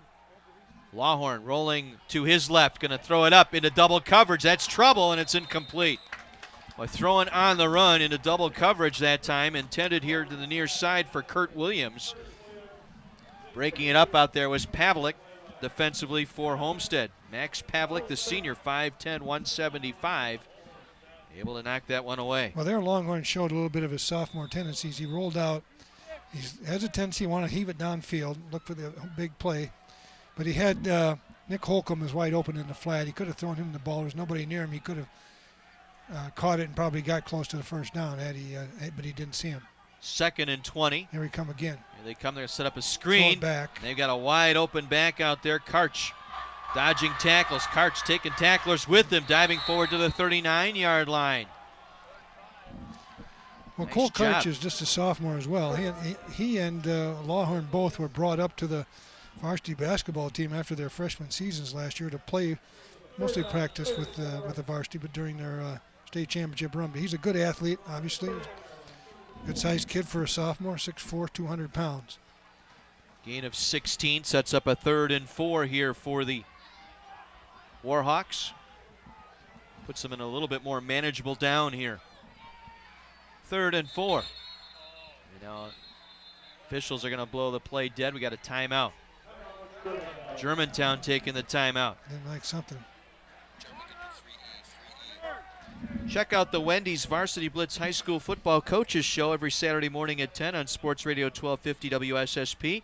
Mike McGivern and Joe Cook will talk to different coaches each week on Saturday mornings at 10 on Sports Radio 1250 WSSP. That ought to be an interesting show this weekend with the pairings coming out late tomorrow night and then the seeding meetings coming up early Saturday morning. Yeah, that's going to be very interesting. It's a new format this year that all the games will be played on either tonight or Friday night. And the WIA people get together, and they hope to, by midnight, have all who the 224 teams are that make up the 7 divisions. And then by 2 a.m., they're going to have those groups of 32 broken up into 4 groups of 8.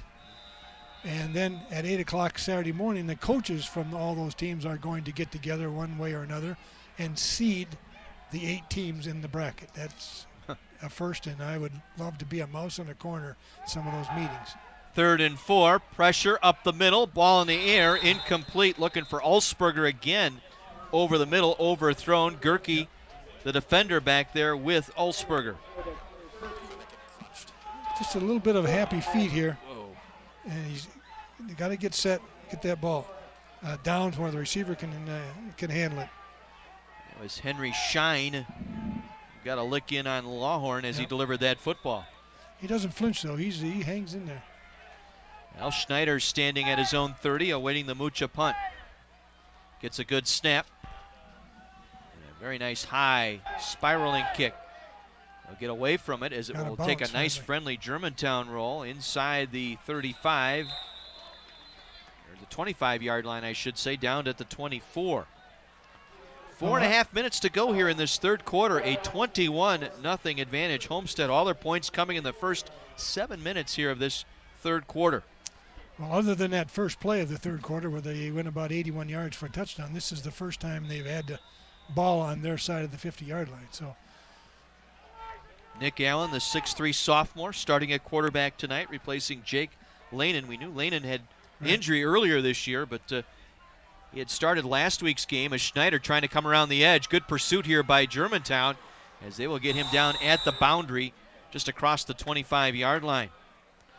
Well, I was out of practice on Tuesday here at Homestead, and Lanin was healthy then, and I think he's healthy tonight. But in talking to Coach Keel, they have played a little bit of musical chairs with their quarterbacks this year, and I think he went with what he thought was a hot hand.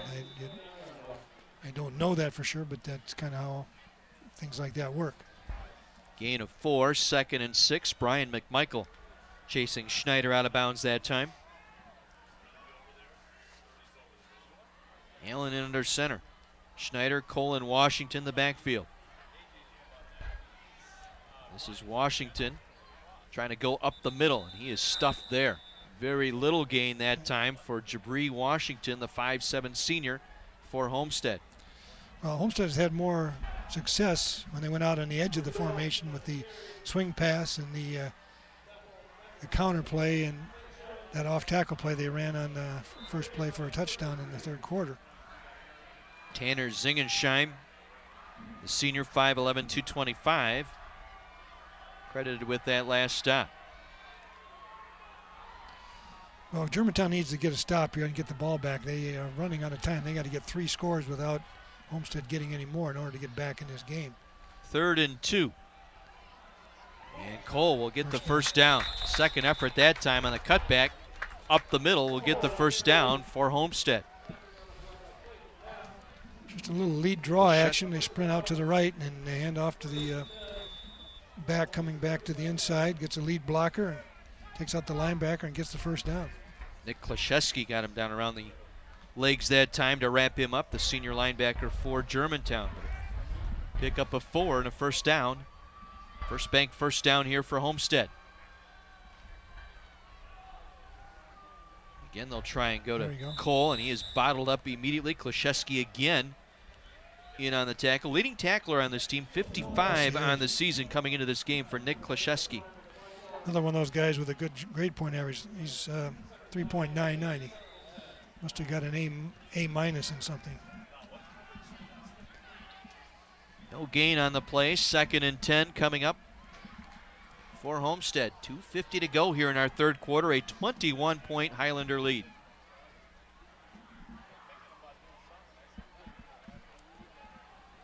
Whoa. Again, met in the backfield and wrapped up immediately. Kretlow.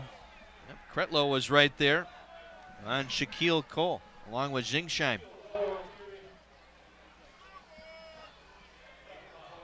Take another look. Right into Zingsheim. Zingsheim was the first one to get there. 5'11", 225. Tanner Zingsheim, defensive tackle. Now 3rd and 11. Let's see if they'll put it in the air or run it, keep the clock going, and punt it. Allen will toss it out to Schneider, left side. Good pursuit, breaks a couple of tackles across the 40. Schneider going to be spun out near the 45-yard line. Appears to be short of the first down. Well, that's a play that should have probably been no gain, maybe a couple yards at the most, and they almost got a first down out of it.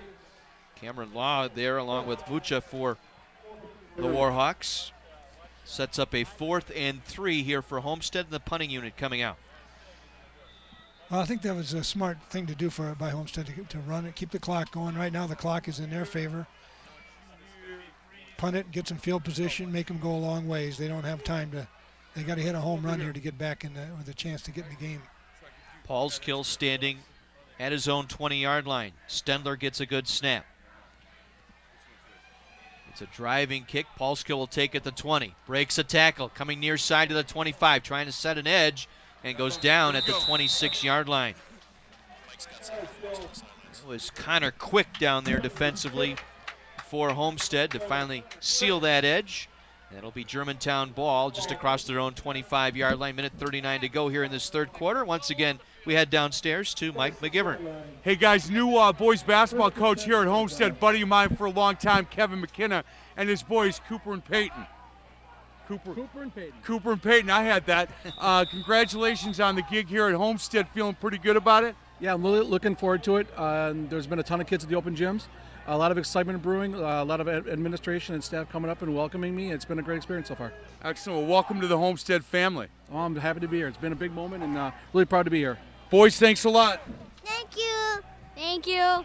There you go. Back to you. All right. Right on cue. Yep. Boy, perfect timing. Done. Good coaching there from the other Mike. That's right, yeah. Gain of 3 on that first down play. Lawhorn, the quarterback, on the keep. 2nd down and 7 upcoming. Late stages of this third quarter, a 21-0 Homestead lead. Again, the winner of this game will clinch at least a share of first place in the North Shore. Lawhorn again will work from shotgun. Going to come back near side, swings it out complete here to the near side. That was Townsend. Yep, just a quick out. Holcomb. Nope, it's Nick Holcomb, his first reception tonight. Holcomb coming in, 9 receptions for 131 yards and 3 touchdowns. And he's been open, and Lawhorn just hasn't been able to find him. I'm sure they were talked about it on the sideline, and part of the reason why that play was called. Another first bank first down on the Holcomb reception that time.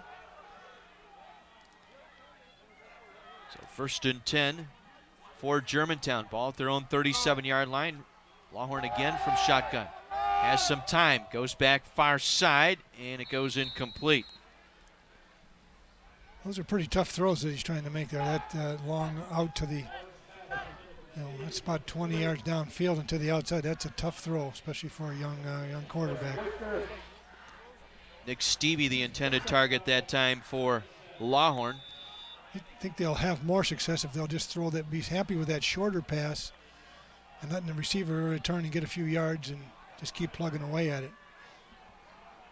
Barron the single back, 2nd down 10, 3 receivers to the right. Lawhorn going to come back near side. Holcomb had it and dropped it. That's the 3rd time tonight a Warhawk receiver has had the football in his hands but unable to come up with it, as it was jostled away that time by Yetis. Bryce Yetis, the outside linebacker. Well, you're exactly right. That was a good defense. That was a good throw, potential catch, but it was also really good defense. The timing was perfect. He had caught the ball over his head. He's in a vulnerable position, and Yetis just knocked it out of his hands. But again, Coach, 3rd time tonight, though, the wide receivers for Germantown have had the play, just unable to come up with the football. They're catchable balls, but the defense practices too, so you got to give them some credit there as well. David Anderson on the pressure, the inside linebacker with the hit as Lawhorn delivered that football. 3rd and 10, Lawhorn under pressure, now will scramble up the middle, has some running room. Lawhorn across midfield. Lawhorn inside the 30 and brought down from behind at the 26-yard line. The sophomore, Dwayne Lawhorn, 6'1", 172, striding like a thoroughbred that time down the middle of the field to pick up the 1st down. And he's not getting up. David Anderson finally brought him down, and Lawhorn still on his back. I think he's going to be okay. I might have got the wind knocked out of him. Might have fallen on the ball.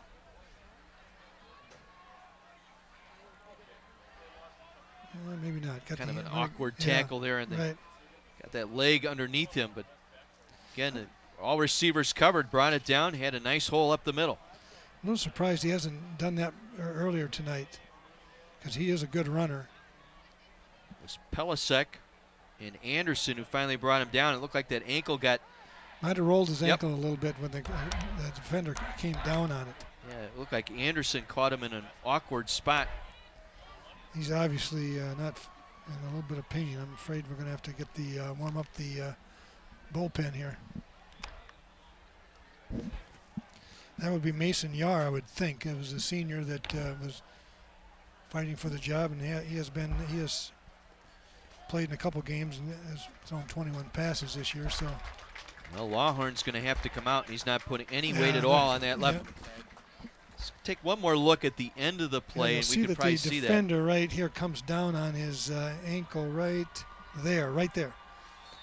Number 3, and unintentional. Is on his ankle, gets it twisted underneath there. He's not going to put any weight at all on that left leg. So Dwayne Lawhorn, the sophomore quarterback. Get the ice out, and this will be Mason Yar, the senior, 6'1", 172, to take over at quarterback here for Germantown. It'll be a 1st down, 1st and 10, ball just shy of the 25-yard line. Yar going to throw on his first look. Going to go back over the middle. It is caught. Leaping grab out there. Ball is out. They're going to rule him down. Yeah, the ground can't cause the fumble. So Kurt Williams made the reception. The ball came out, but you're so correct, Coach. Ground cannot cause the fumble. John Weicker, the outside linebacker, will get credited with the stop. Well, they can call it incomplete. Okay. Let's take another look here. Yar, his first action of the night. Right in the money. Good throw. We don't see the end of it. Here we do. Ooh, wow. I don't know. I thought he caught it, and then the ground, and he fumbled it after he hit the ground. Certainly looked like he had it covered up. Yeah. But they don't get in. They don't have replay, and they get one look at it in full speed. We get slow motion. So it is ruled incomplete. 2nd down and 10. Final seconds here of this 3rd quarter. Yar again looks to throw. Going to go far sideline, and it is knocked away, incomplete. You had Pelisek and had 6 Weicker. Yeah. And Weicker took away a pick 6 from Pelisek. Pelisek had his eye on that. He was imagining himself running down the sideline and was intercepted by his own teammate. And that will end our 3rd quarter here at Homestead High School in Mequon. The Highlanders with a quick 21 points here in the early part of this 3rd quarter. They've opened up a 21-0 lead over Germantown. Our anthem, Blue Cross Blue Shield Thursday Night Lights, presented by Wendy's.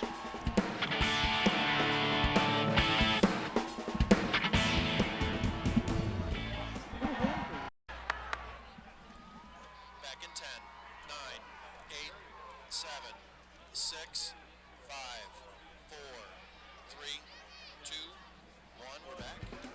One more yet. Islanders up 21-0 as we take a look at the North Shore standings entering our fourth quarter here tonight. That's what's at stake. Winner gets a share, at least a share of the North Shore Conference title. Well, what you don't see there is Germantown or Cedarburg is a 4-2 mark, and one of these teams is going to end up tied with them. Dylan Peterson over the middle with a rough ride, able to hang on, make the catch. Yedis able to bring him down. He's short of the first down, 4th and about 4 here for the Warhawks, and they're in 4-down territory right here. They need touchdowns. They don't need field goals. They need touchdowns. Mason Yar in for the injured Dwayne Lawhorn, who went out late here in this third quarter with what appeared to be an ankle injury. So Yar, the senior at quarterback, has Barron in the backfield, 3 receivers here to the right. Gonna go left side, single coverage, ball in the air, and it is, what do we got? Penalty marker down, no signal from any officials. Touchdown. Now it's a touchdown. Very late call by the line judge on that far side, as the touchdown grab made by Nick Holcomb. I think he waited to see if he actually made the catch. Now the two officials are talking about it. There's also a penalty marker down as well. Yedis was out there with him. We have a penalty flag at the sideline near the 5. Interference on. You can see the hanky sitting down at the 5-yard line, and Jack Fleming will sort this one out.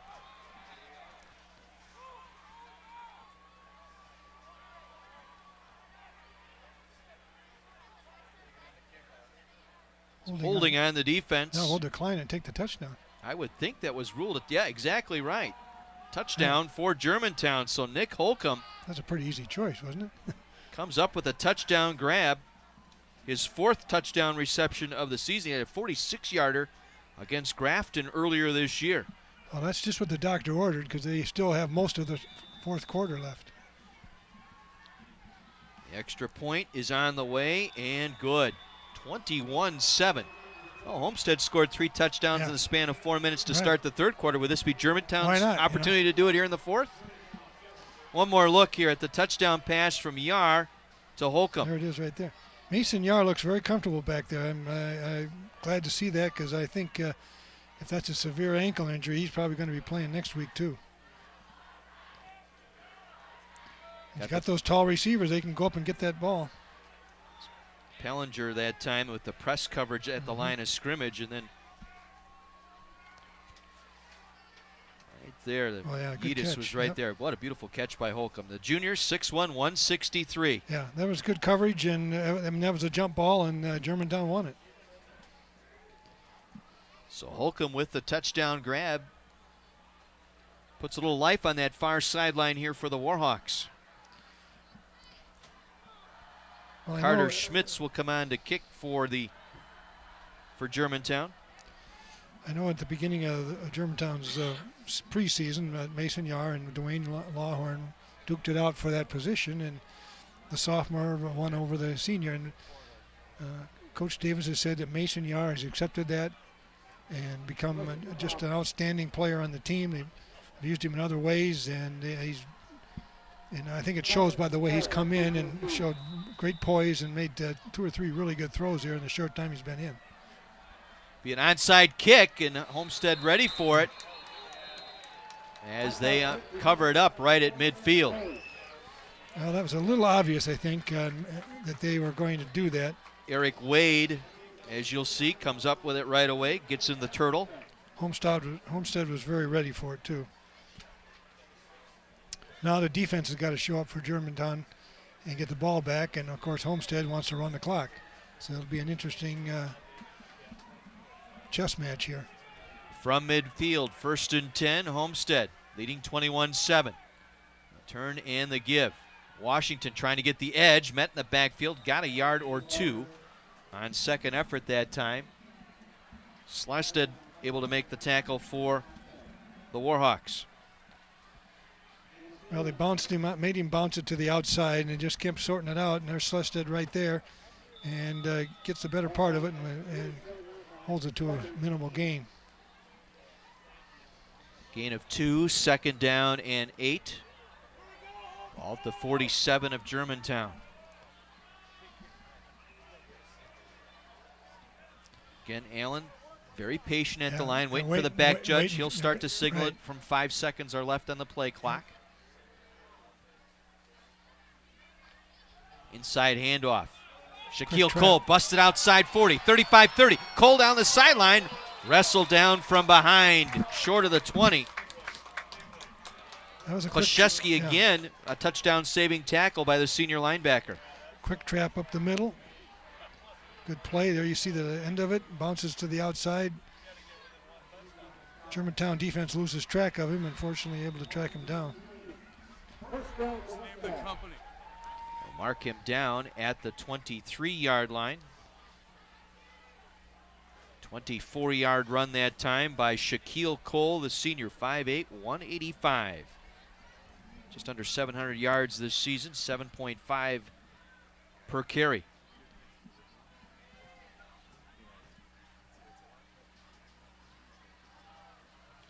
Washington tries the right side. Germantown defense right there, wraps him up for minimal gain.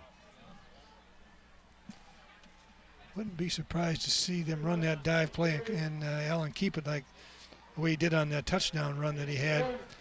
So it seems to me that they had that edge pretty well blocked if he could get out there.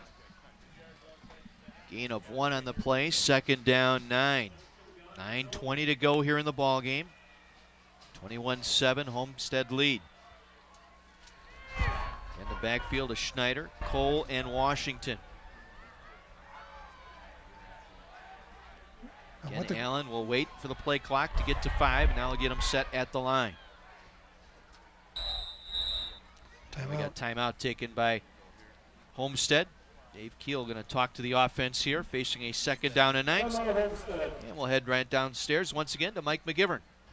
Hey guys, here with Steve Mann, Man Communications. He's the brainchild for this whole thing. Steve, how many markets are you in now with Thursday Night Lights? We're working with 10 different markets with our football, and we're now just beginning to expand into basketball. So we're very excited to see the growth of what really is a community event, and we make sure that it is about giving back to the schools and to the students. You know, that's what sets this apart, and I appreciate you allowing me the chance to be a part of this. But you guys truly give money back and give back to the communities. No question about it, Mike. In our markets all throughout the United States that we're working with this year, we're actually going to give back over $100,000 in scholarships, school grants, and fundraising. So we're very proud of that because it's more than just a football game. It's really featuring the scholar athletes and really highlighting what these schools mean to the communities and putting everything in a very positive light. You know, Steve, here some of the core sponsors that are here at My 24, Wendy's, First Bank Financial Center. When you talk to these people off air, they talk about what they do in the community and their love for the community. Same thing in other markets you're working with? No question about it. You know, we got great sponsors all the way from different companies like Blue Cross Blue Shield, like banks, like First Bank, great fast food operators like Wendy's who are really giving back to the community. They're just not lip service. They're actually showing their commitment to the schools by allowing these students to really showcase themselves, as I said, just in a really nice and very positive environment. Well, Steve, again, thank you so much for letting me be a part of this and letting us do this. This is great. I'm looking forward to basketball in year 4. No question about it, Mike, and we appreciate all that you all do and what My TV 24 does, the commitment that they're making to these schools and this community. David Ford and company, they've done a great job, and we're very proud to be able to bring this to the viewers of Milwaukee. Steve Mann, Man Communications, thank you so much. Back to you, boys. Mike, thank you so much. Steve, thank you very much for allowing us to be part of this as well, as Cole, again, stopped short of the first down, sets up 4th down here for Homestead, brought down by Kretlow. That was that quarterback keep that I had mentioned that I thought might be there. Obviously, Germantown was ready for that, and it wasn't there. Get one more look at it. You're just right there. Fakes the dive, keeps it. He got 2 blockers out there, but there's too much flow on the defense. And so 4th down and 4 for Homestead. Just get the play off as they'll pitch it outside Schneider. Schneider cuts it back inside. Schneider breaks a tackle, 1st down inside the 10, down to the 5-yard line. That's all on Corey Schneider, or Jay Schneider, I should say, the senior, 5'10", 160, All conference a season ago, Schneider picks up the first down. Well, here you're seeing what I would call Homestead football right here. They're lined up in one of the oldest formations in football, the T formation. There's no spread, there's no nothing, and they are running the ball by mixing it up, keeping the defense off balance, getting their quick backs in space, and making use of that quickness. Klaschewski with his 9th tackle of the night. First and goal, Homestead from the 5-yard line. Cole tries to bust it up the middle, takes it down to the 2. They also are getting a lot of good work out of that offensive line. And let's give those guys a little bit of a shout out here. That's big Luke Worthington on the left side, Mike Daniels, a junior, Mike Nelson, sophomore, Pat Rosenberg, a senior, and Elijah Perrine, a sophomore. So they got 3 of their 5 linemen coming back next year. That doesn't bode well for the rest of the conference. Once again, that T formation of Schneider, Cole, and Washington. Second and goal from the 2. Into the end zone, touchdown, Homestead. Cole, untouched. Shaquille Cole, untouched. 10th touchdown of the year. That builds that lead back out 27-7 now in favor of Homestead. Well, Germantown had the upper hand in this series in recent games, the last 3 or 4 games, and I think Homestead not used to that type of thing, and they're reclaiming their rightful place here at the top of the conference. Stendler for the point after. And it's good. We'll take our commercial break here. 6:12 remaining in this one. Homestead 28, Germantown 7. Anthem Blue Cross Blue Shield Thursday Night Lights in Mequon on My 24.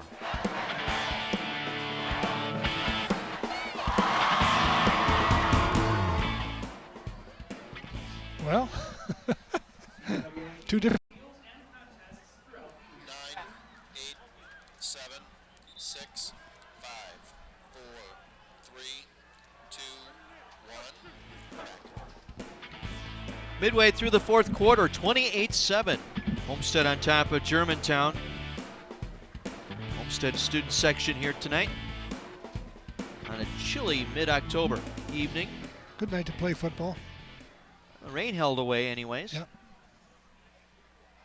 And it's been a tale of 2 games. The first half was a defensive struggle, so to speak, and the second half has been wide open for Homestead and a little bit of a struggle for Germantown. They just have not been able to make the plays when they had to. Townsend and Gruber back. And it's going to be a dribbler here to the near side, going to be picked up and taken out of bounds. Picking it up that time was Tice. Kyle Tice. Yep. Out near the 35-yard line. It was John Weicker that time with the stop. And so Germantown will have the football at their own 35-yard line. CW18 is all new TV to talk about, and Wednesday a deadly assassin comes looking for a fight. Don't miss the action-packed new show that everyone's talking about, Arrow, Wednesday at 7. Followed by an all-new episode of Supernatural. That's on Milwaukee's CW18. Well, Mason Yar replacing Dwayne Lawhorn, who left with an injury in that 3rd quarter. Back in at quarterback here, and Yar being chased, flushed out left side, has a man wide open with the catch and out of bounds. Ulsberger across midfield and out of bounds at the Highlander 45-yard line. Well, that was a really nice throw going to his left with a right-hander. He had 2 guys out there wide open and able to hit one of them for a long first down and good field position. 20-yard pickup. I think that onside kick was a little premature in my way of thinking. They had just scored. They had a majority of the quarter left. And what they needed to do is get field position and get a stop and get the ball back, and instead they ended up giving up a touchdown, I think as a result of giving them good field position. But that's a little bit of hindsight there, but I think I said at the time I'm surprised they did it. Yar gets out of pressure, flag down, dumps it off, completes here to the near side. Williams with the reception, but this is going to come back for a holding call. Right at the point where Yar vacated the pocket is where the flag ended up. A Conan Smith penalty flag. Again, this season penalty flags brought to you by Conan Smith, your criminal defense team. People in the know to call Cone and Smith. Pelisek able to take Williams down, but it will be a holding call here. Jack Fleming going to get the final word here. It's been a relatively penalty-free game. And this is the first holding penalty, I think, that we've had, and it comes at a very inopportune time from Germantown's point of view.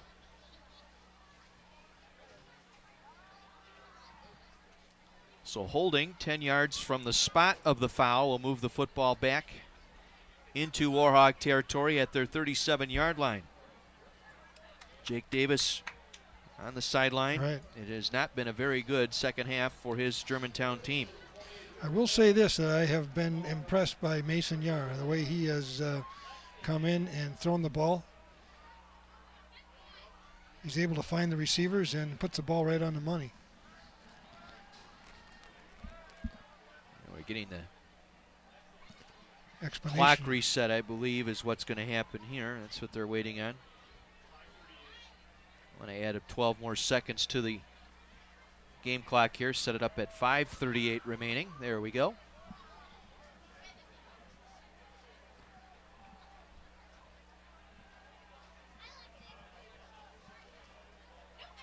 Officials ready to put the ball in play. There's a good look at Mason Yar, 6 foot, 172, a team captain. Yes, he is. And he is, from what we've heard from the coaching staff at Germantown, the ultimate team player. He's accepted his role very well here. Now under pressure, and down he goes. Walked right into that one. Pfaff, David Pfaff, 6'3", 220 pounds, sophomore with the sack.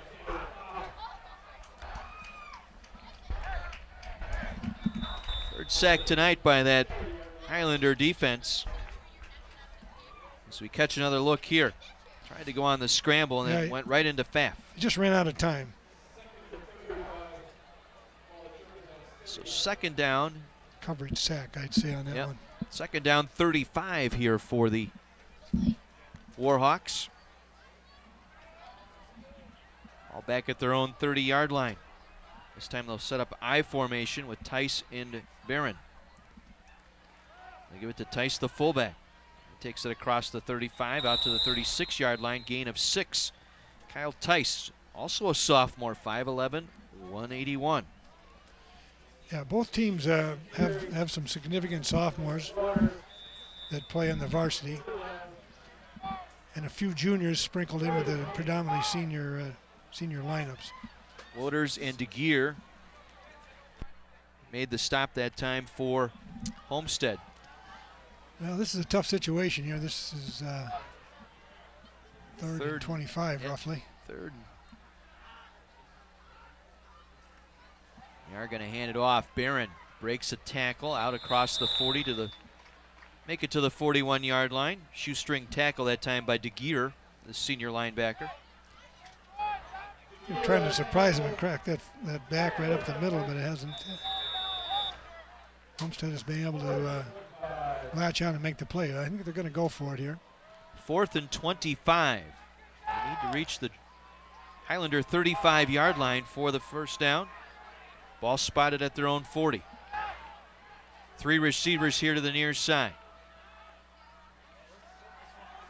Yar under pressure, scrambles right, now dumps it off. It is caught, but Karch had the knee down when he made the reception.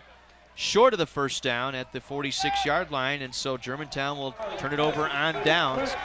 Colton Pollinger was there to make the stop for Homestead. It's kind of interesting that if they were going to go for it on 4th down, that they chose to run on 2nd and 3rd down. I know maybe they're trying to surprise them, but I can see maybe on 1 down.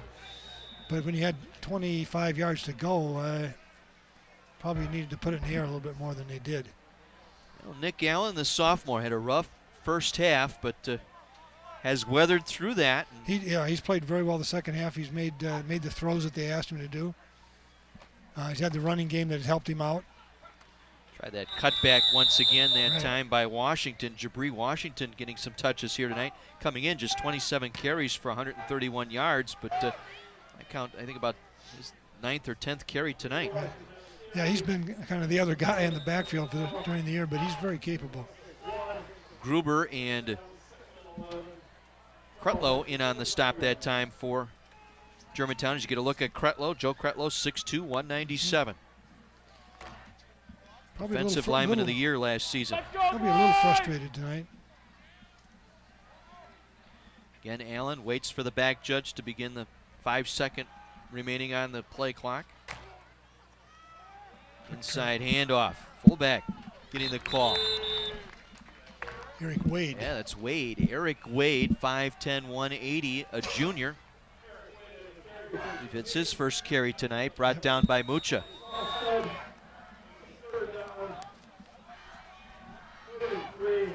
Third and about 3 here for the Highlanders. In control of this one, leading 28-7. Just trying to run the clock out, down to 2 minutes now. Well, 2 offensive plays to start the third quarter went for touchdowns for Homestead, and they were on their way here in this second half. Wade again gets the first down out across the 40, down to the 38-yard line. First down, Homestead. That'll seal this one up tonight for the Highlanders. They're just going to run it out. Hold at least a share of the conference title here tonight, pending the outcome of the Whitefish Bay Nicolet game tomorrow night. But more importantly, with that share of the conference title, it might play a role in that seeding meeting on Saturday. Definitely will. Better to have that ace than that queen that you have to play there, you know. Now the victory formation here for the Highlanders.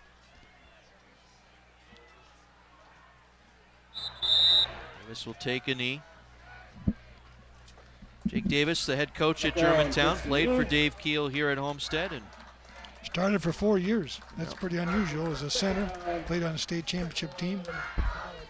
Yeah, the Highlanders will avenge a 27-0 loss to Germantown last year. As I said, 2 big plays to start this second half. And yeah, that really took the wind out of Germantown's sails, and they really never have recovered from it.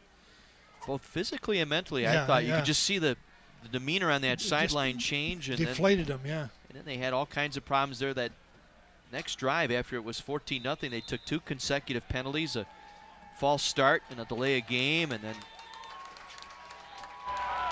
the Highlanders prevail here tonight. They'll go to 7-1, 6-1 in league play. Warhawks fall to 6-2, 5-2 in the North Shore. Handshakes all around here as Coach Keel gonna take the victory stroll out there for the handshake line. So Homestead a winner here tonight, 28-7 over the arch rival Germantown. Clinch at least a share of the conference title, I believe for the 10th consecutive year for the Homestead Highlanders. Davis and Keel meeting there at midfield. Rest of the coaching staff and the players going through the handshake line. I think Jake Davis is probably a little disappointed in how his team reacted in the second half to what happened early in that third quarter, and they never recovered. And it's probably a good learning moment for them, a teaching moment, whatever you want to call it. It may make them a stronger team coming into the playoffs. They'll get a seed of, in the top 4 seeds in their group of 8, I would think, depending on how they get matched up. But they're gonna do some damage in the playoffs, I believe. Well, both schools are on the kind of that on the proverbial bubble of Division I. If you take the 32 teams, they start with enrollment, so they go from highest enrollment all the way through to seed that 242 team field, correct? Right. And so they're at that point where either one, depending on what happens in other games in Division I. They're going to be the smallest in Division I or the biggest in Division II. Yeah. We'll take a break. Our final score, 28-7. Homestead on top of Germantown. Back with a trophy presentation and our post-game report here from Mequon right after this on My 24.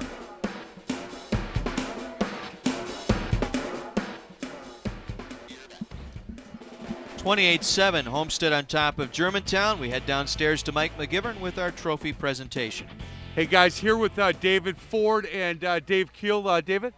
I just want to thank you again for having us out tonight and congratulate you on another successful season. We wish you the best of luck in the playoffs, and we look forward to seeing you again. I want Thanks, guys. to give a shout out to my guys, Shaquille Cole and Riley Pelisek, to the reasons why we had such a successful ball game tonight. Thanks to Wednesday Sports Radio 1250. Keep up the great work, guys. Thanks, guys. Hey, thank you very much, boys. Good luck in the playoffs. Hey, nice game tonight. Well done, Dave. Thank you. Absolutely, Mike. Back to you, boys. All right, Mike, thank you very much. 28-7, Homestead on top of Germantown tonight. 2 quick touchdowns to start that third quarter. 2 plays on offense led to 2 touchdowns. Right. And stunning when you think of how the first half went, that all of a sudden there was 14 points on the board, and Germantown was kind of looking around like, what happened? And they didn't ever really recover from that. They had a chance. They got that touchdown to start the fourth quarter, but they couldn't follow up. They tried the onside kick and wasn't successful and ended up giving up another touchdown. We'll take our final break. When we come back, we'll have our players of the game and a final wrap-up from Homestead High School right after this.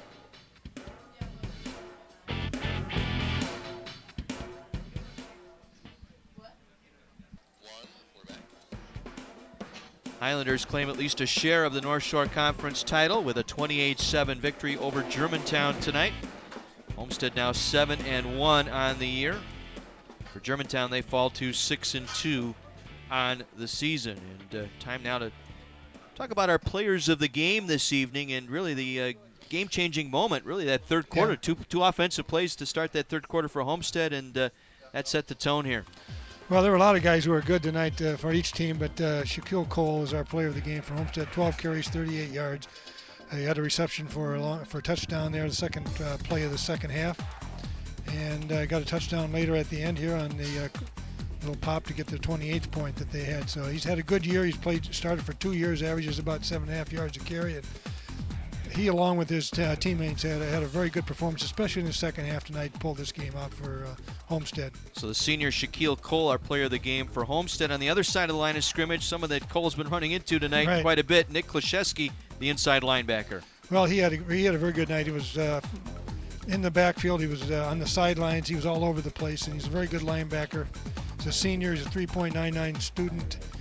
Plays hard. Has a quiet intensity, according to Coach Davis, and is a role model on the team. He had 9 tackles and 1 assist, so he had a very good night. And unfortunately, it didn't work out for Germantown, but they start over. Everybody's undefeated going into the playoffs, including Germantown. So congratulations to our players of the game tonight. Nick Klashewski for Germantown, Shaquille Cole for Homestead, our Player of the Game award presented by Anthem Blue Cross and Blue Shield. And final word here tonight, kind of a surprising end to that in the second half, given how close it was in that first half, the old school football atmosphere of that first half, and then 2 big plays, the first 2 plays from scrimmage for Homestead in that second half, and that pretty much the difference in the game. Well, I thought somebody would have to pull out a couple of plays or make a couple of plays, I guess, but they ran that first play 81 yards off tackle. It was a basic play. The little swing pass out to Shaquille Cole for the touchdown, or the wheel route, I guess it was.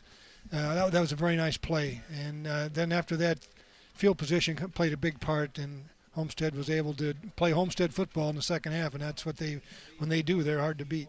Both teams are in the playoffs, so now they have to wait till all the games are completed tomorrow night, and then the field of 32 will be announced for Division 1, 32 in Division 2, so forth and so on down to Division 7, and then the coaches will get together Saturday morning for a seeding meeting in groups of 8 to seed out the 8 blocks then in each division. Right, and then and that's different than when it has been done. All the seeding has been done by the WIA, but now they'll seed them from 1 to 8, and the number 1 seed will play the number 8 seed, no matter where they are, how far apart they are. And 2 plays 7, 3 plays 6, and then 4 and 5. And so that 4 and 5 game is usually the toughest game because those are the 2 teams that are similarly matched. Well, this is our final game of the season. We want to thank everyone for tuning in to our Thursday Night Lights. Some special thanks to Matt Barlow, our statistician all throughout the season. Terry Kelly, our spotter up here in the booth, an outstanding job. Mike McGivern down on the sideline with his sideline reports all season long has been a great asset to our broadcast here this season once again on My 24. For our entire crew, for Dick Basham, John Weiser saying thanks for tuning in and good night from Mequon. The Highlanders, a 28-7 win over Germantown.